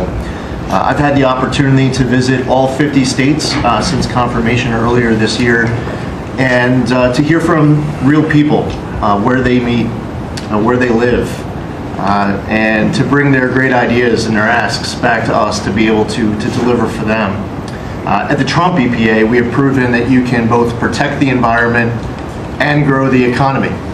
On the environmental front, since you were sworn in earlier this year, we have averaged a big environmental accomplishment every single day. On the 100th day, the 200th day, the 300th day of your presidency, each time we released a list of our top 100 environmental accomplishments. That has included a historic LA wildfire cleanup that you ordered us to complete in record time, which we did, and the Army Corps, under the leadership of our great Secretary of War, did their part as well. The federal government completely did all of the work needed to allow these residents and businesses to be able to rebuild, but poor leadership at the local and state level, unfortunately, is still resulting in these property owners unable to rebuild, and it's wrong.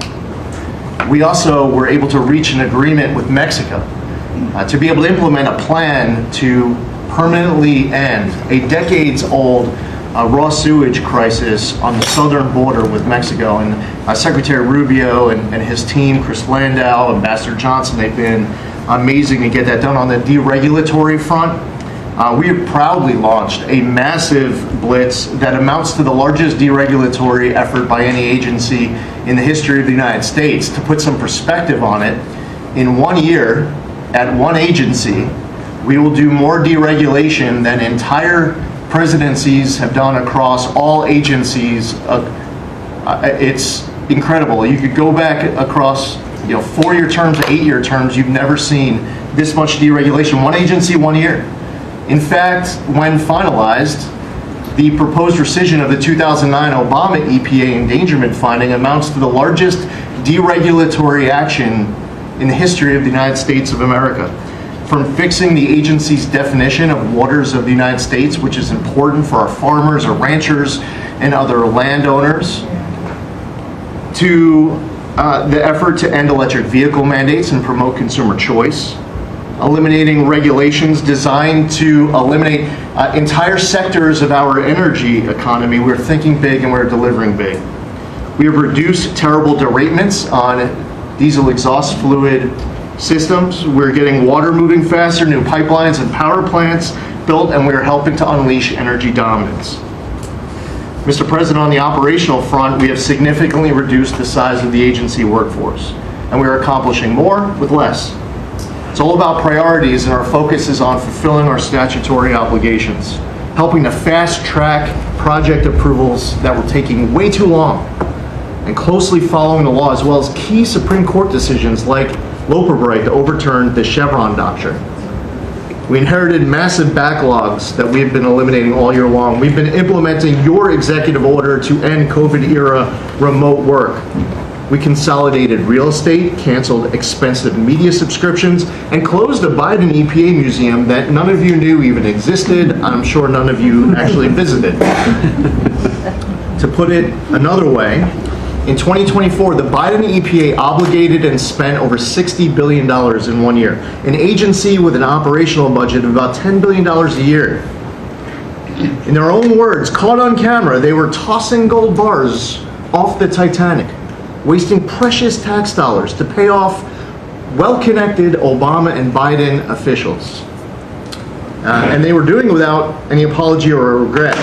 The Biden EPA, in fact, was amending grant agreements just days before you came into office to reduce agency oversight. But this year, 2025, at the Trump EPA, similar theme that you'll hear from everyone around this table. With our actions canceling wasteful grants and implementing other measures just mentioned, we have saved $30 billion. They spent over $60 billion. We have saved over $30 billion. The bottom line, by the way, is that the Green New scam is dead.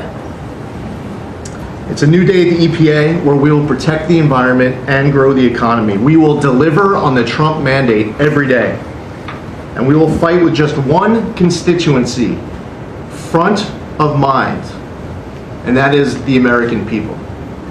Thank you, Mr. President, for being willing to take a bullet for this country.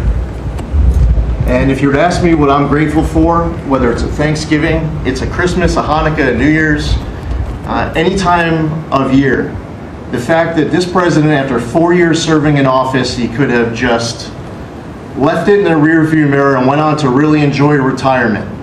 But he is willing to take a bullet for all of you tuning in at home because he believes in his flag, our freedom, our liberties, and to save the greatest country in the history of the world. So I'm grateful this holiday season for you, Mr. President. You're willing to take a bullet for all of us, and by all of us, it's the American public.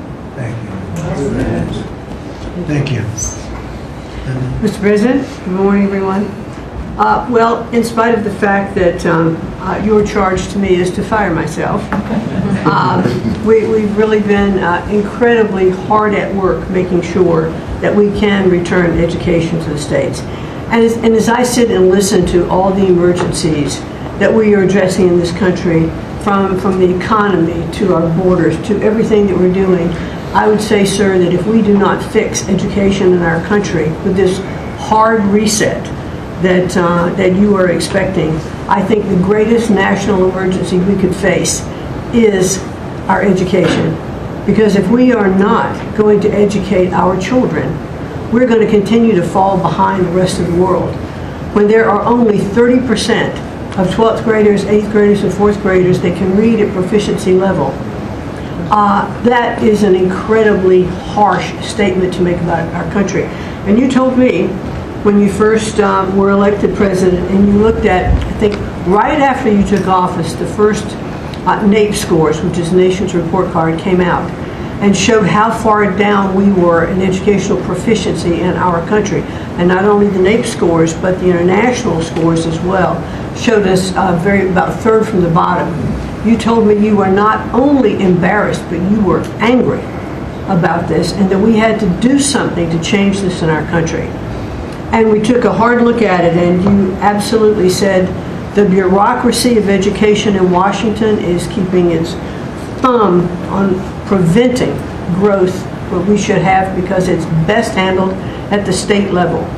Letting states put their programs in place, and some states are going to do it a lot better than others. But it's not going to happen from Washington, D.C. And when I hear things like, well, with no disrespect to any other country in the world that have really great programs, Germany, Sweden, Norway, we'll hear about this all the time. Point of fact is, they're this big. The United States is this big. We can't do it from Washington, D.C. It has to be done at the state level. So what we've been doing, as Lori brought up, Secretary of Labor brought up, we have a great working relationship. We have already signed and implemented one MOU or interagency agreement to handle the WIOA program and the Perkins grants to make sure it works. I call these These are programs, pilot programs that we're putting out there. And if these are going to work, we will be able to permanently transfer these programs to other agencies. They're working like a charm. We've taken some of our best people in education. It still operates under the budget of the Department of Education and under the management of the Department of Education, but working with Lori's personnel. And when I hear pushback on that to say, well, how can this possibly work? To take education and put it in labor. Let's be efficient. One example, in order to draw down on a lot of the grants that they are helping us with, we're using their grant system.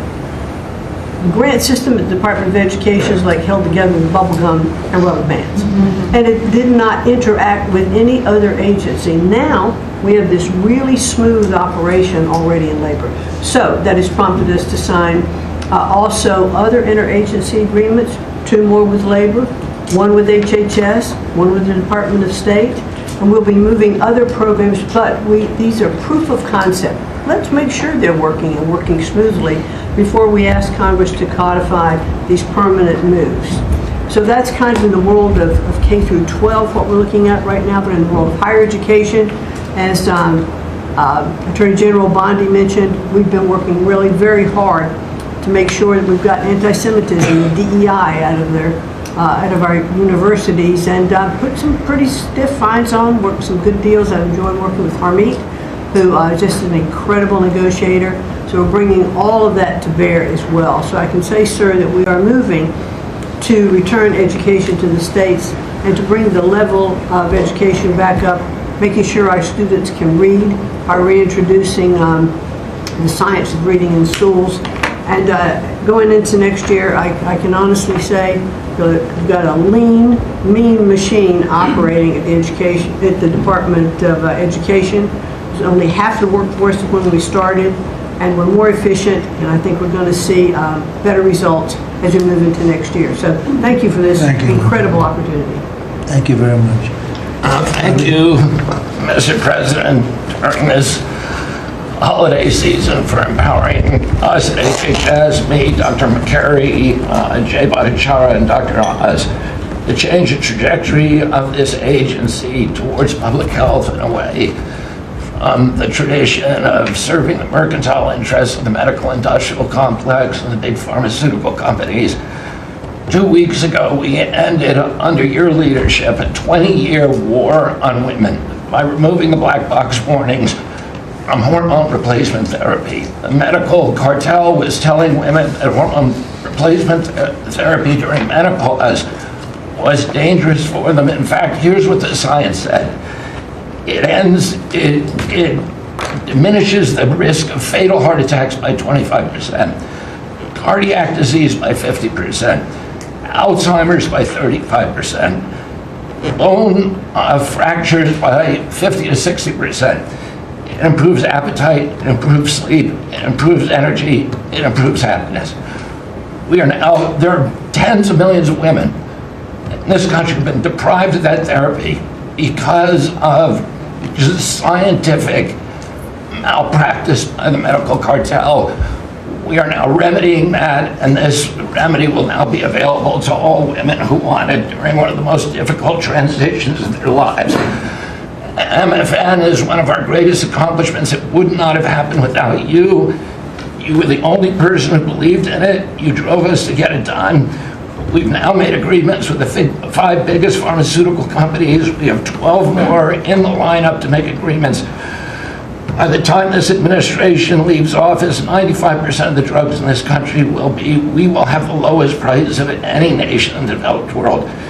Americans are already getting the benefits from these. These companies are already lowering these prices dramatically, as you noticed.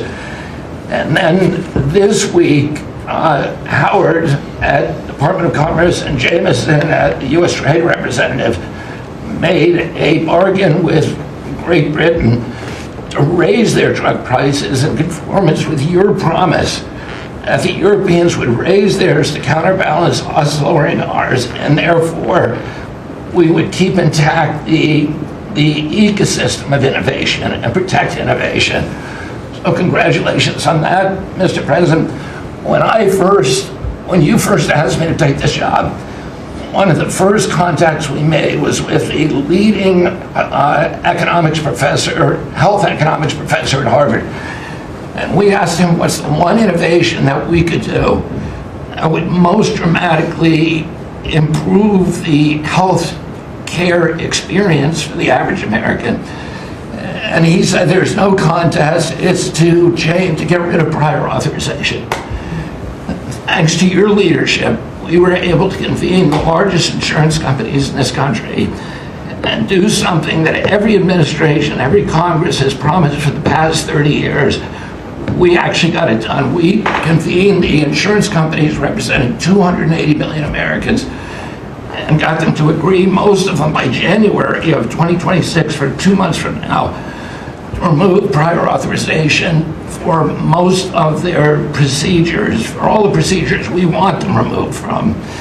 And that means that American patients at the point of care will be able to get an answer immediately. If your doctor says you need knee surgery, you will know before you leave that doctor's office whether your insurance company will pay for it or not. Similarly, healthcare records, the tech industry has refused to share healthcare records. You asked us to change that. We convened the 60 biggest tech companies at a conference that you presided over about 2 months ago. We now did a secondary conference which 400 leading companies all come in and agreed to remove any kind of blockages where individual Americans could get their own health care. Americans own their health care records, yet they were not able to access them. And if you lived in New Jersey and you moved to Oregon and you got injured, you went to a hospital, you would have to spend maybe 45 minutes filling out forms on a clipboard because your doctors there could not get your healthcare records, they couldn't get your blood type, your allergies, all the things that they ought to know immediately so they can save your life. Now that has all changed, and all these companies now have agreed to remove all the blocks on sharing healthcare records. Every American will have their healthcare records available on their cell phones, and it's already happening. In the last 6 months, there have been over 100 times the number of healthcare records shared by hospitals and during the entire previous administration. On deregulation, HHS proudly is now leading the pack, and thank you for your help on that, Russ. But today we announced the revocation of the nursing home rule, which was overburdening rural areas across this country, Indian reservations, with regulations that were going to destroy the nursing home industry in those communities. And that is going to be a $25 billion savings. Those are some of the things that we're doing because of your leadership. President Trump, thank you so much, and Merry Christmas to you. Thank you, Bobby, very much. Great job. Well, Mr. President, you've assembled an incredibly talented group here. If you took a look at this group compared to any Fortune 500 leadership team, any group of startup folks, I mean, this is an amazing group, and the breadth of what's being accomplished. And the timing couldn't be better because with your leadership and vision, you've set us up for this age of abundance as we head into next year, the 250th anniversary of this country. And what are we heading into that year? As we've talked around the table, you've heard about massively lower taxes, massively lower regulation, abundant energy, record capital investment coming in, job growth. I mean, we are set up to really have something to celebrate next year. And I just again want to say thank you to everybody around the table. You gave us one big assignment in Interior.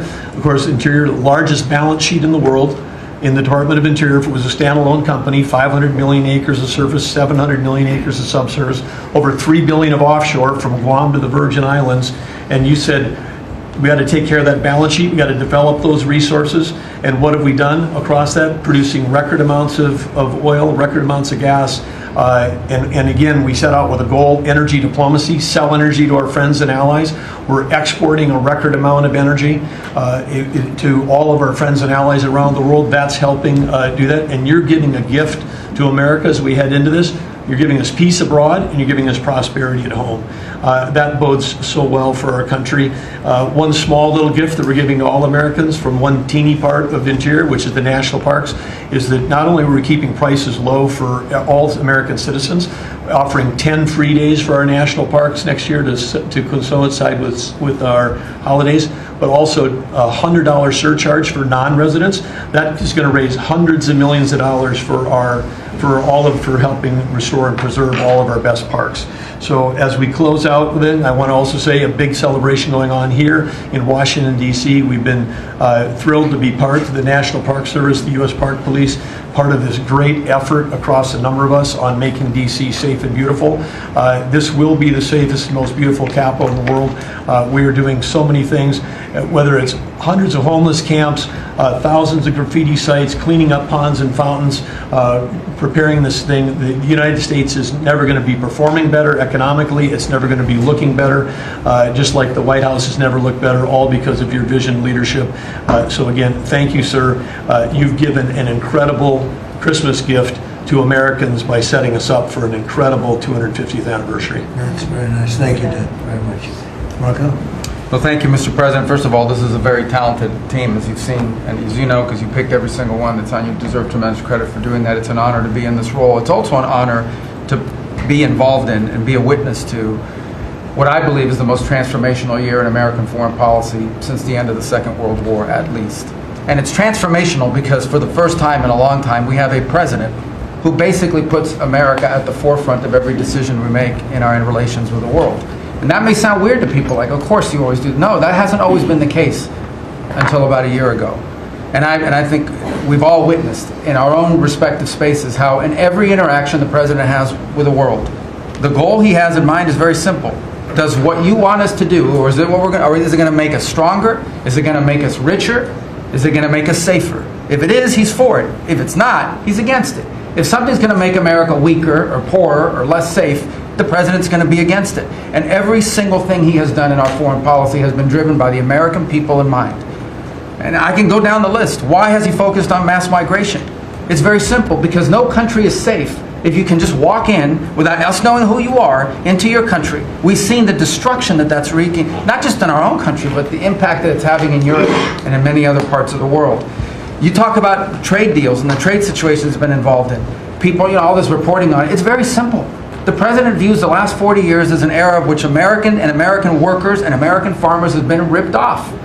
They've been ripped off, and what he's saying is we want to have trade with the world, but it has to be a trade in which American businesses and American workers and the products they make and what American farmers grow and produce has a fair shot to be sold around the world. On issue after issue, that's been the case. You talk about foreign aid reforms. This is not our money. This is taxpayer money. When the president has said is we're going to do foreign aid, but we're going to do foreign aid for countries that are aligned with the United States and in a way that doesn't waste the taxpayers' money. Mr. President, you deserve tremendous credit for that. Many of us, the Vice President, by the way, I want to acknowledge, has played an extraordinary role in our foreign policy, and he too has been a witness to all of this as it's been occurring, and he's been a big part of it as well. You talk about NATO. The President's not against NATO. He went to NATO and basically said, look, you guys, we're paying all the money, and he got them to do the 5% commitment, which everybody said was never going to happen, it was impossible. Everything this president does is driven by the American people. Whether you don't have to agree with the actual move, but understand the motivation. The motivation is always you, the American people, and what's good for you, for your family, for the country, and for our economy. But the president is also committed to peace in a way that all of us have seen. He achieved in Gaza, and he does it, by the way, not just because he hates war and he thinks wars are a waste of money and lives, but because he's the only leader in the world that can. No other leader in the world could have pulled off what happened in Gaza. And I can tell you, I can't get into the details. The Vice President knows what I'm talking about. That deal doesn't happen without the president's direct interaction with the leaders that were involved in this decision making. And everyone said that deal couldn't hold. And then the president shepherded through the United Nations of all places to get a global coalition of countries to line up behind the peace deal, behind the border peace. And it's still, every day is a challenge, but it's been driven personally by the president. It's the reason why we're involved in this whole Ukraine-Russia conflict. That's not our war. It's not the president's war. This war started, it never would have happened if you'd been president. But this war is going on, and the president is trying to end it, not because, listen, we got a million things to focus on in the world as a country, but he's the only leader in the world that can help end it. And that's why even as we speak to you now, Steve Woodcock is in Moscow trying to find a way to end this war, to save lives of 9,000 people, Mr. President, as you know, are dying every week. More people are dying a week in that war than have died in the entirety of the U.S.'s involvement in Afghanistan or Iraq. Just think about that, how bloody and destructive it is. The President's taken on this issue of Sudan personally, not send out deputies to do it. Again, far away from the United States, because he's the only leader in the world that can bring it about to an end, not to mention all the other peace deals, very dangerous ones like India and Pakistan, or Cambodia and Thailand. And so on all these things, Mr. President, I think you deserve tremendous credit for the transformational aspect of our foreign policy. For the first time in probably 4 decades, the American foreign policy is driven by what is good for America and Americans, whether it makes us safer and stronger and more prosperous. If it is, he's for it. If it doesn't, he's against it. And that sort of clarity is transformational. I close with this, and I know I'm last, so I wanted to be fast, but there was a lot to cover. I do want to say this is the most wonderful and magical time of the year. By that, of course, I'm referring to the college football playoffs. And I just want to say this as a point of personal privilege. And I'm a Florida Gator, but if the University of Miami gets screwed out of the college football playoffs after going 10-2 and beating Notre Dame, the whole thing should be scrapped, and you're going to have to take over it next year. That's great. Well, thank you all very much. It's terrific. I hope it wasn't too long, but it was very concise, and we've done a lot. This group has done a lot. Amazing. Everybody at this table has done a fantastic. And Susie, thank you for doing a great job as our Chief of Staff. First female Chief of Staff in the history of our country, which is pretty amazing when you think of it, right? And she's the best. Thank you very much. Great job.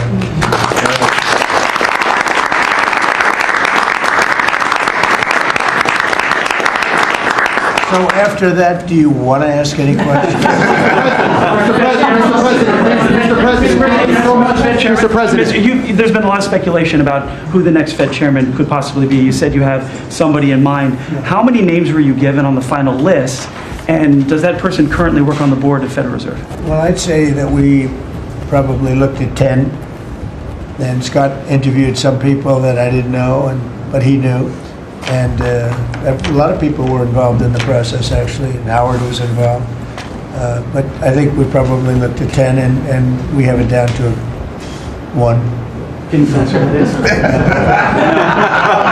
want to ask you about Elon Musk, if I could. You talked about Elon Musk. You had him in dinner here in the White House. Is he now back in your circle of friends? Well, I really don't know. I mean, I like Elon a lot. He was a very, he really helped during the election with his endorsement. He felt strongly. Look, we had one problem. I didn't want to have everybody have to have an electric car, and he makes electric cars. And yeah, I think we get along well. On affordability, Mr. President, thank you. Yeah, one more. Yeah, when you talk about affordability, is going forward, are the American people, do you believe, getting impatient with the reforms that you're making? They've talked about it's about. I think they're getting fake news from guys like you. Look, affordability is a hoax that was started by Democrats who caused the problem of pricing, and they didn't end it. They lost in a landslide. We won every swing state. We won the popular vote. We won everything. You take a look at districts. It was 2,750 to 525. Because that was an affordability problem. We brought it down. Look at energy. Look at the gasoline price. That's like the simplest, and it's the biggest. Because if energy comes down, everything comes down. That's the way it works. We're going to be at 250. You said 199 in some places in the country, right? You said it. I didn't say it. And they won't check you. They'll check me. So I'd like to use your number. 199 a gallon. Unthinkable if you go back a year and a half ago. It's unthinkable. So now we're bringing the prices down, way down. Beef is coming down now. We've done certain magic and beef is coming down. But we inherited horrible prices. We inherited really the worst inflation in history. We inherited that. When I came in, that's what he had. And we fixed inflation.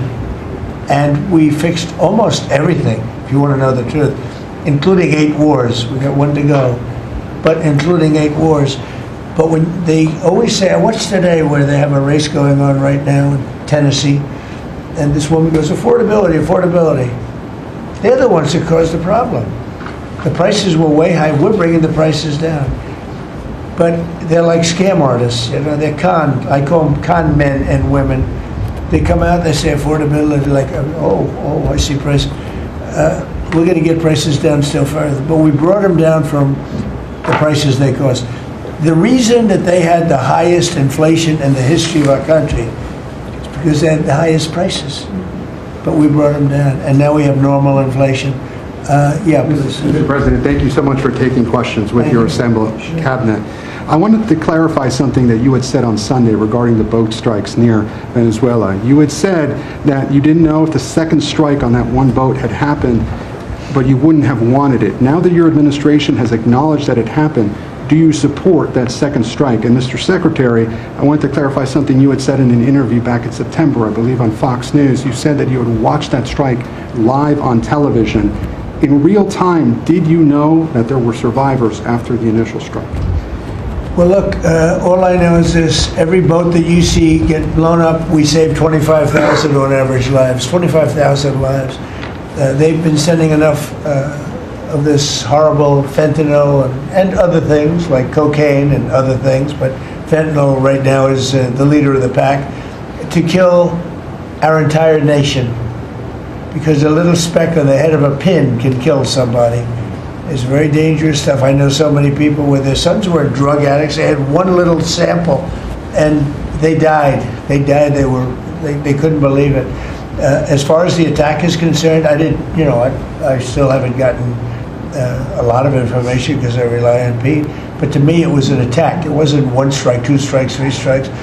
Somebody asked me a question about the second strike. I didn't know about the second strike. I didn't know anything about people. I wasn't involved in it. I knew they took out a boat. But I would say this, they had a strike.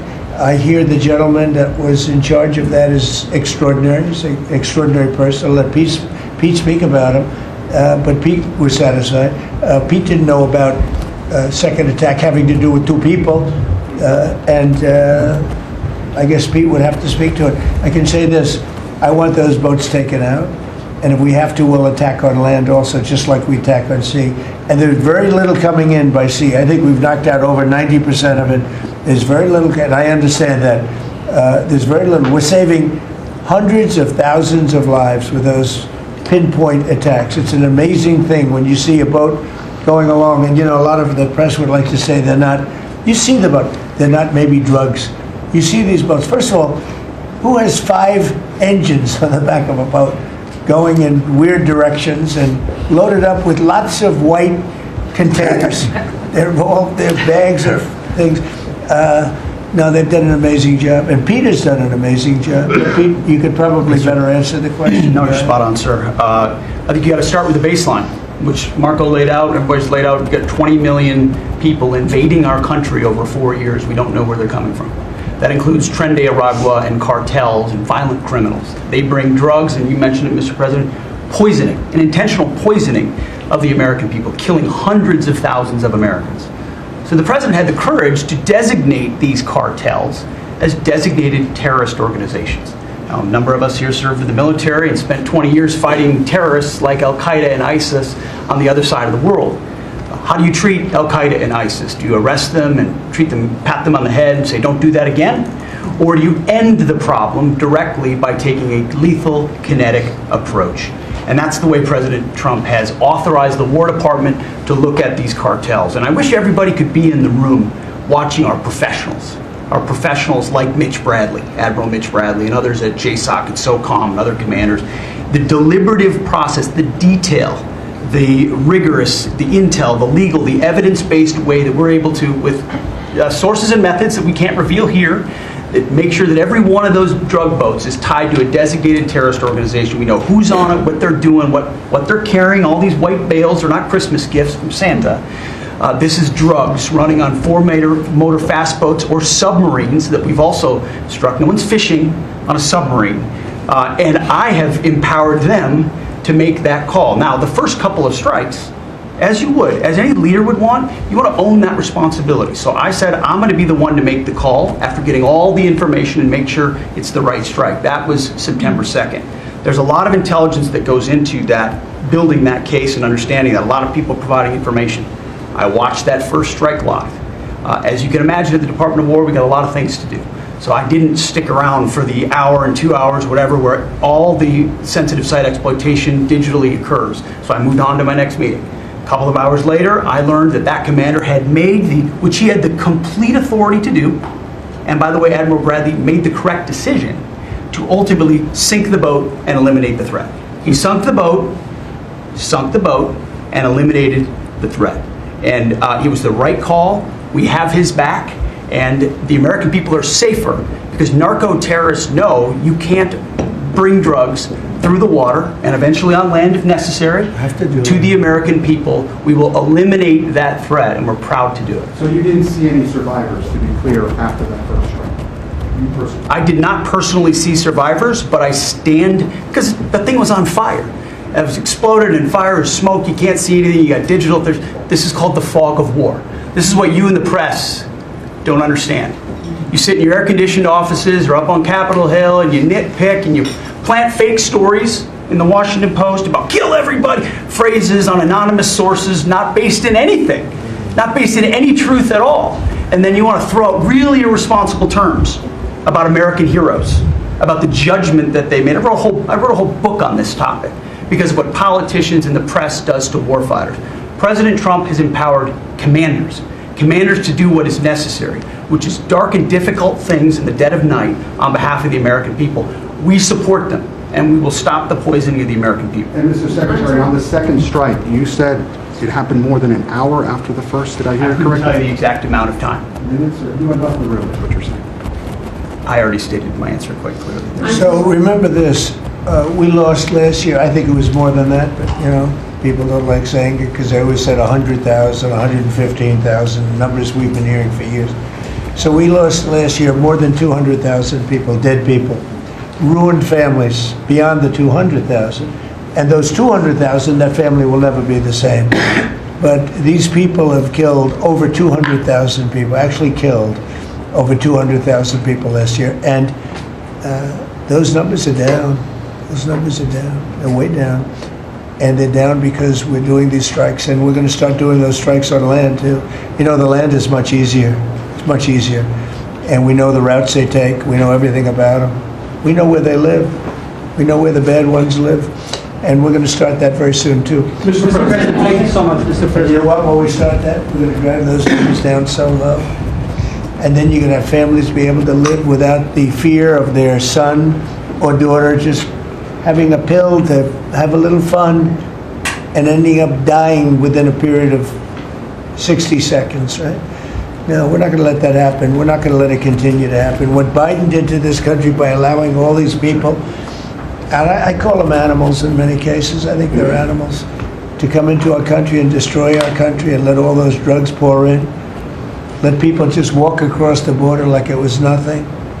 You look at them, a lot of them, you say, oh, let's not discriminate. I'm not talking about color. I'm just talking about, you look into the eyes of some of these people, we're smart, and you see a killer. Come on in, just come on in. 11,888 murderers. Many of them committed more than one murder. He allowed them into our country, totally unvetted, totally unchecked. But he also allowed drugs to come in at record numbers, and hundreds of thousands of people a year died.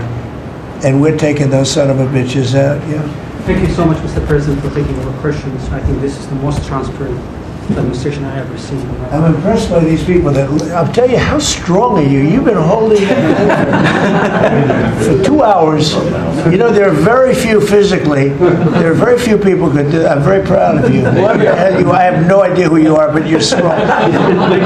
Thank you, Mr. President. Mr. President, last week, militia groups in Iraq attacked the Christian region's gas field, the largest gas field, which even the U.S. companies invested in the energy sector in the Christian region. And the Christian Prime Minister requested the United States to provide them some sorts of means and defense system to defending their civilian infrastructure and U.S. investment in the Christian region. Are you willing to providing them this support? And if I had this question, tomorrow the United States is going to open and inaugurate one of the main louder. Yeah, of course. Is that possible? You're the most gentle, beautiful voice, but you're a very gentle person. Go ahead. Just take fewer words and louder. Yeah, sure. I will repeat my first question. Last week, the Iraqi militia groups attacked one of the largest gas fields in the Kurdistan region of Iraq, which even the U.S. companies have invested in these gas fields. Yeah. And then, are you from Iraq? I'm from Kurdistan, Iraqi Kurdistan. Okay. Yeah, working for Huda Media Network. And the Kurdistan region prime minister, he requested the United States to providing them some sort of defense system to defending these gas fields and U.S. investment in the Kurdistan region. Are you willing to helping them? Well, we're going to look at it. I heard about it, and I'm hearing about it more now, frankly. It wasn't at the top of my list.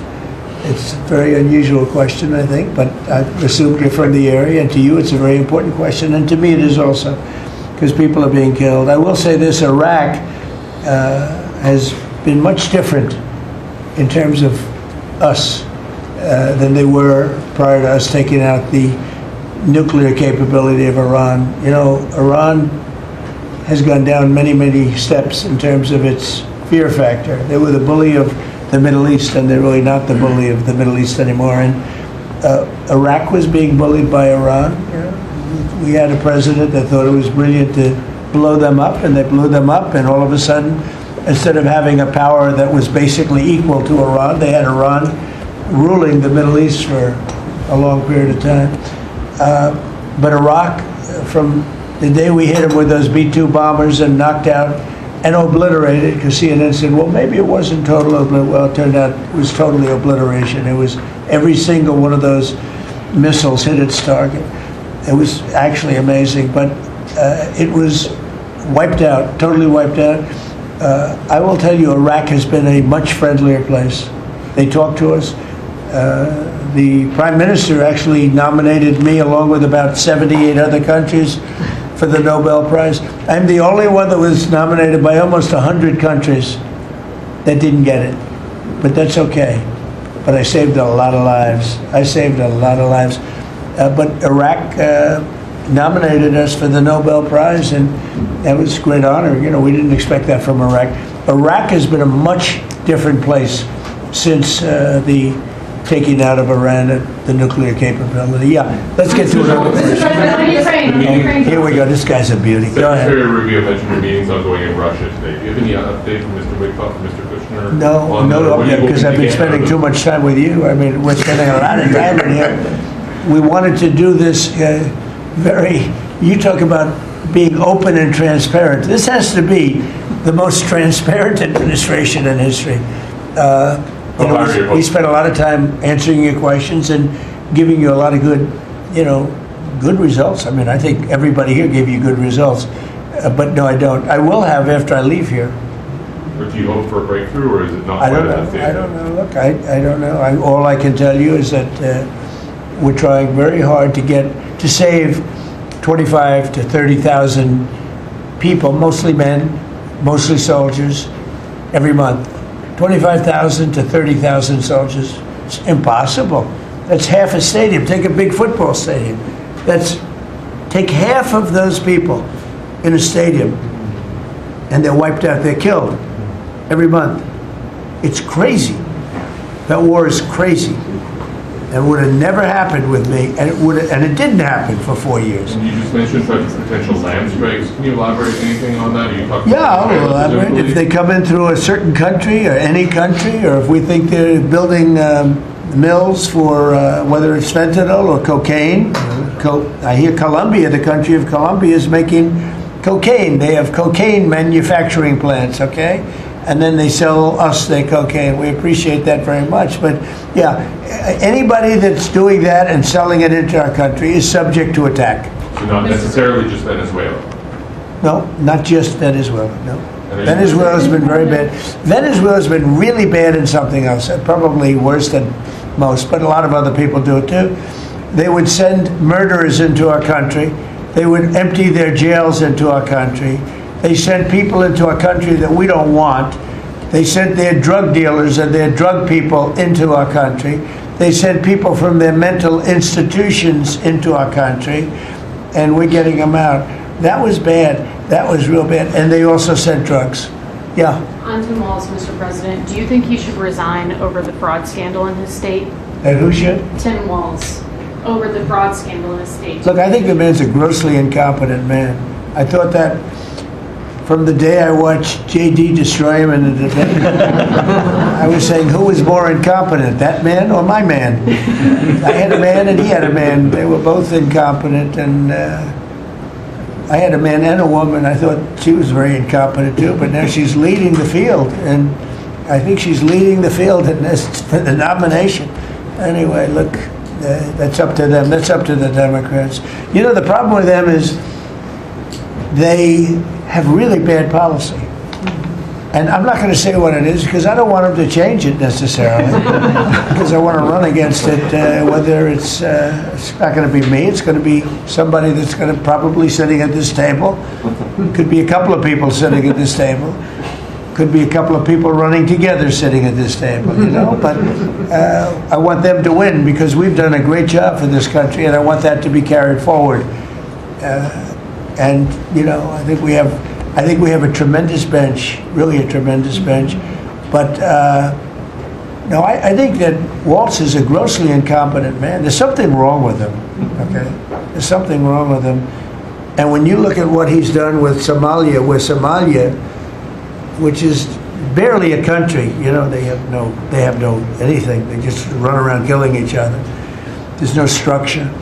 And when I see somebody like Ilhan Omar, who I don't know at all, but I always watch her for years. I've watched her complain about our Constitution, how she's being treated badly. Our Constitution, the United States of America, is a bad place. Hates everybody, hates Jewish people, hates everybody. And I think she's an incompetent person. She's a real terrible person.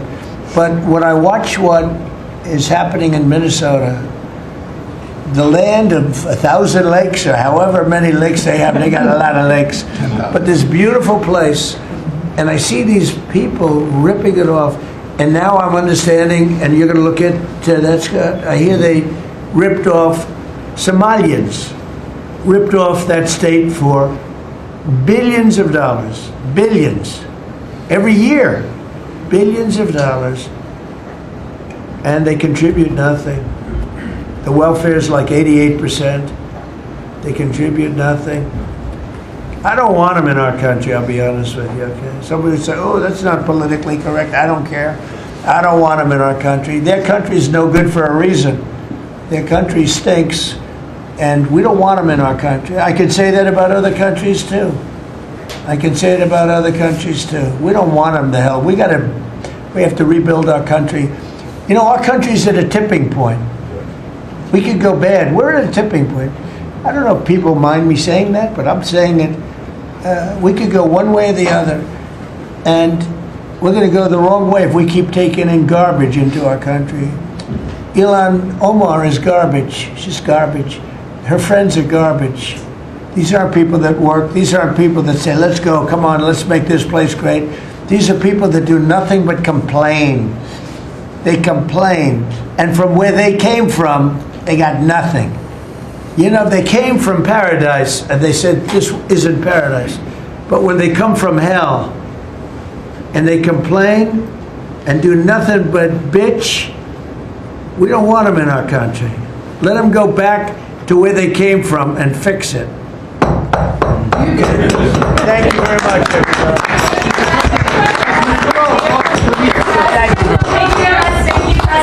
Mr. President, has Maduro offered to leave? Yes.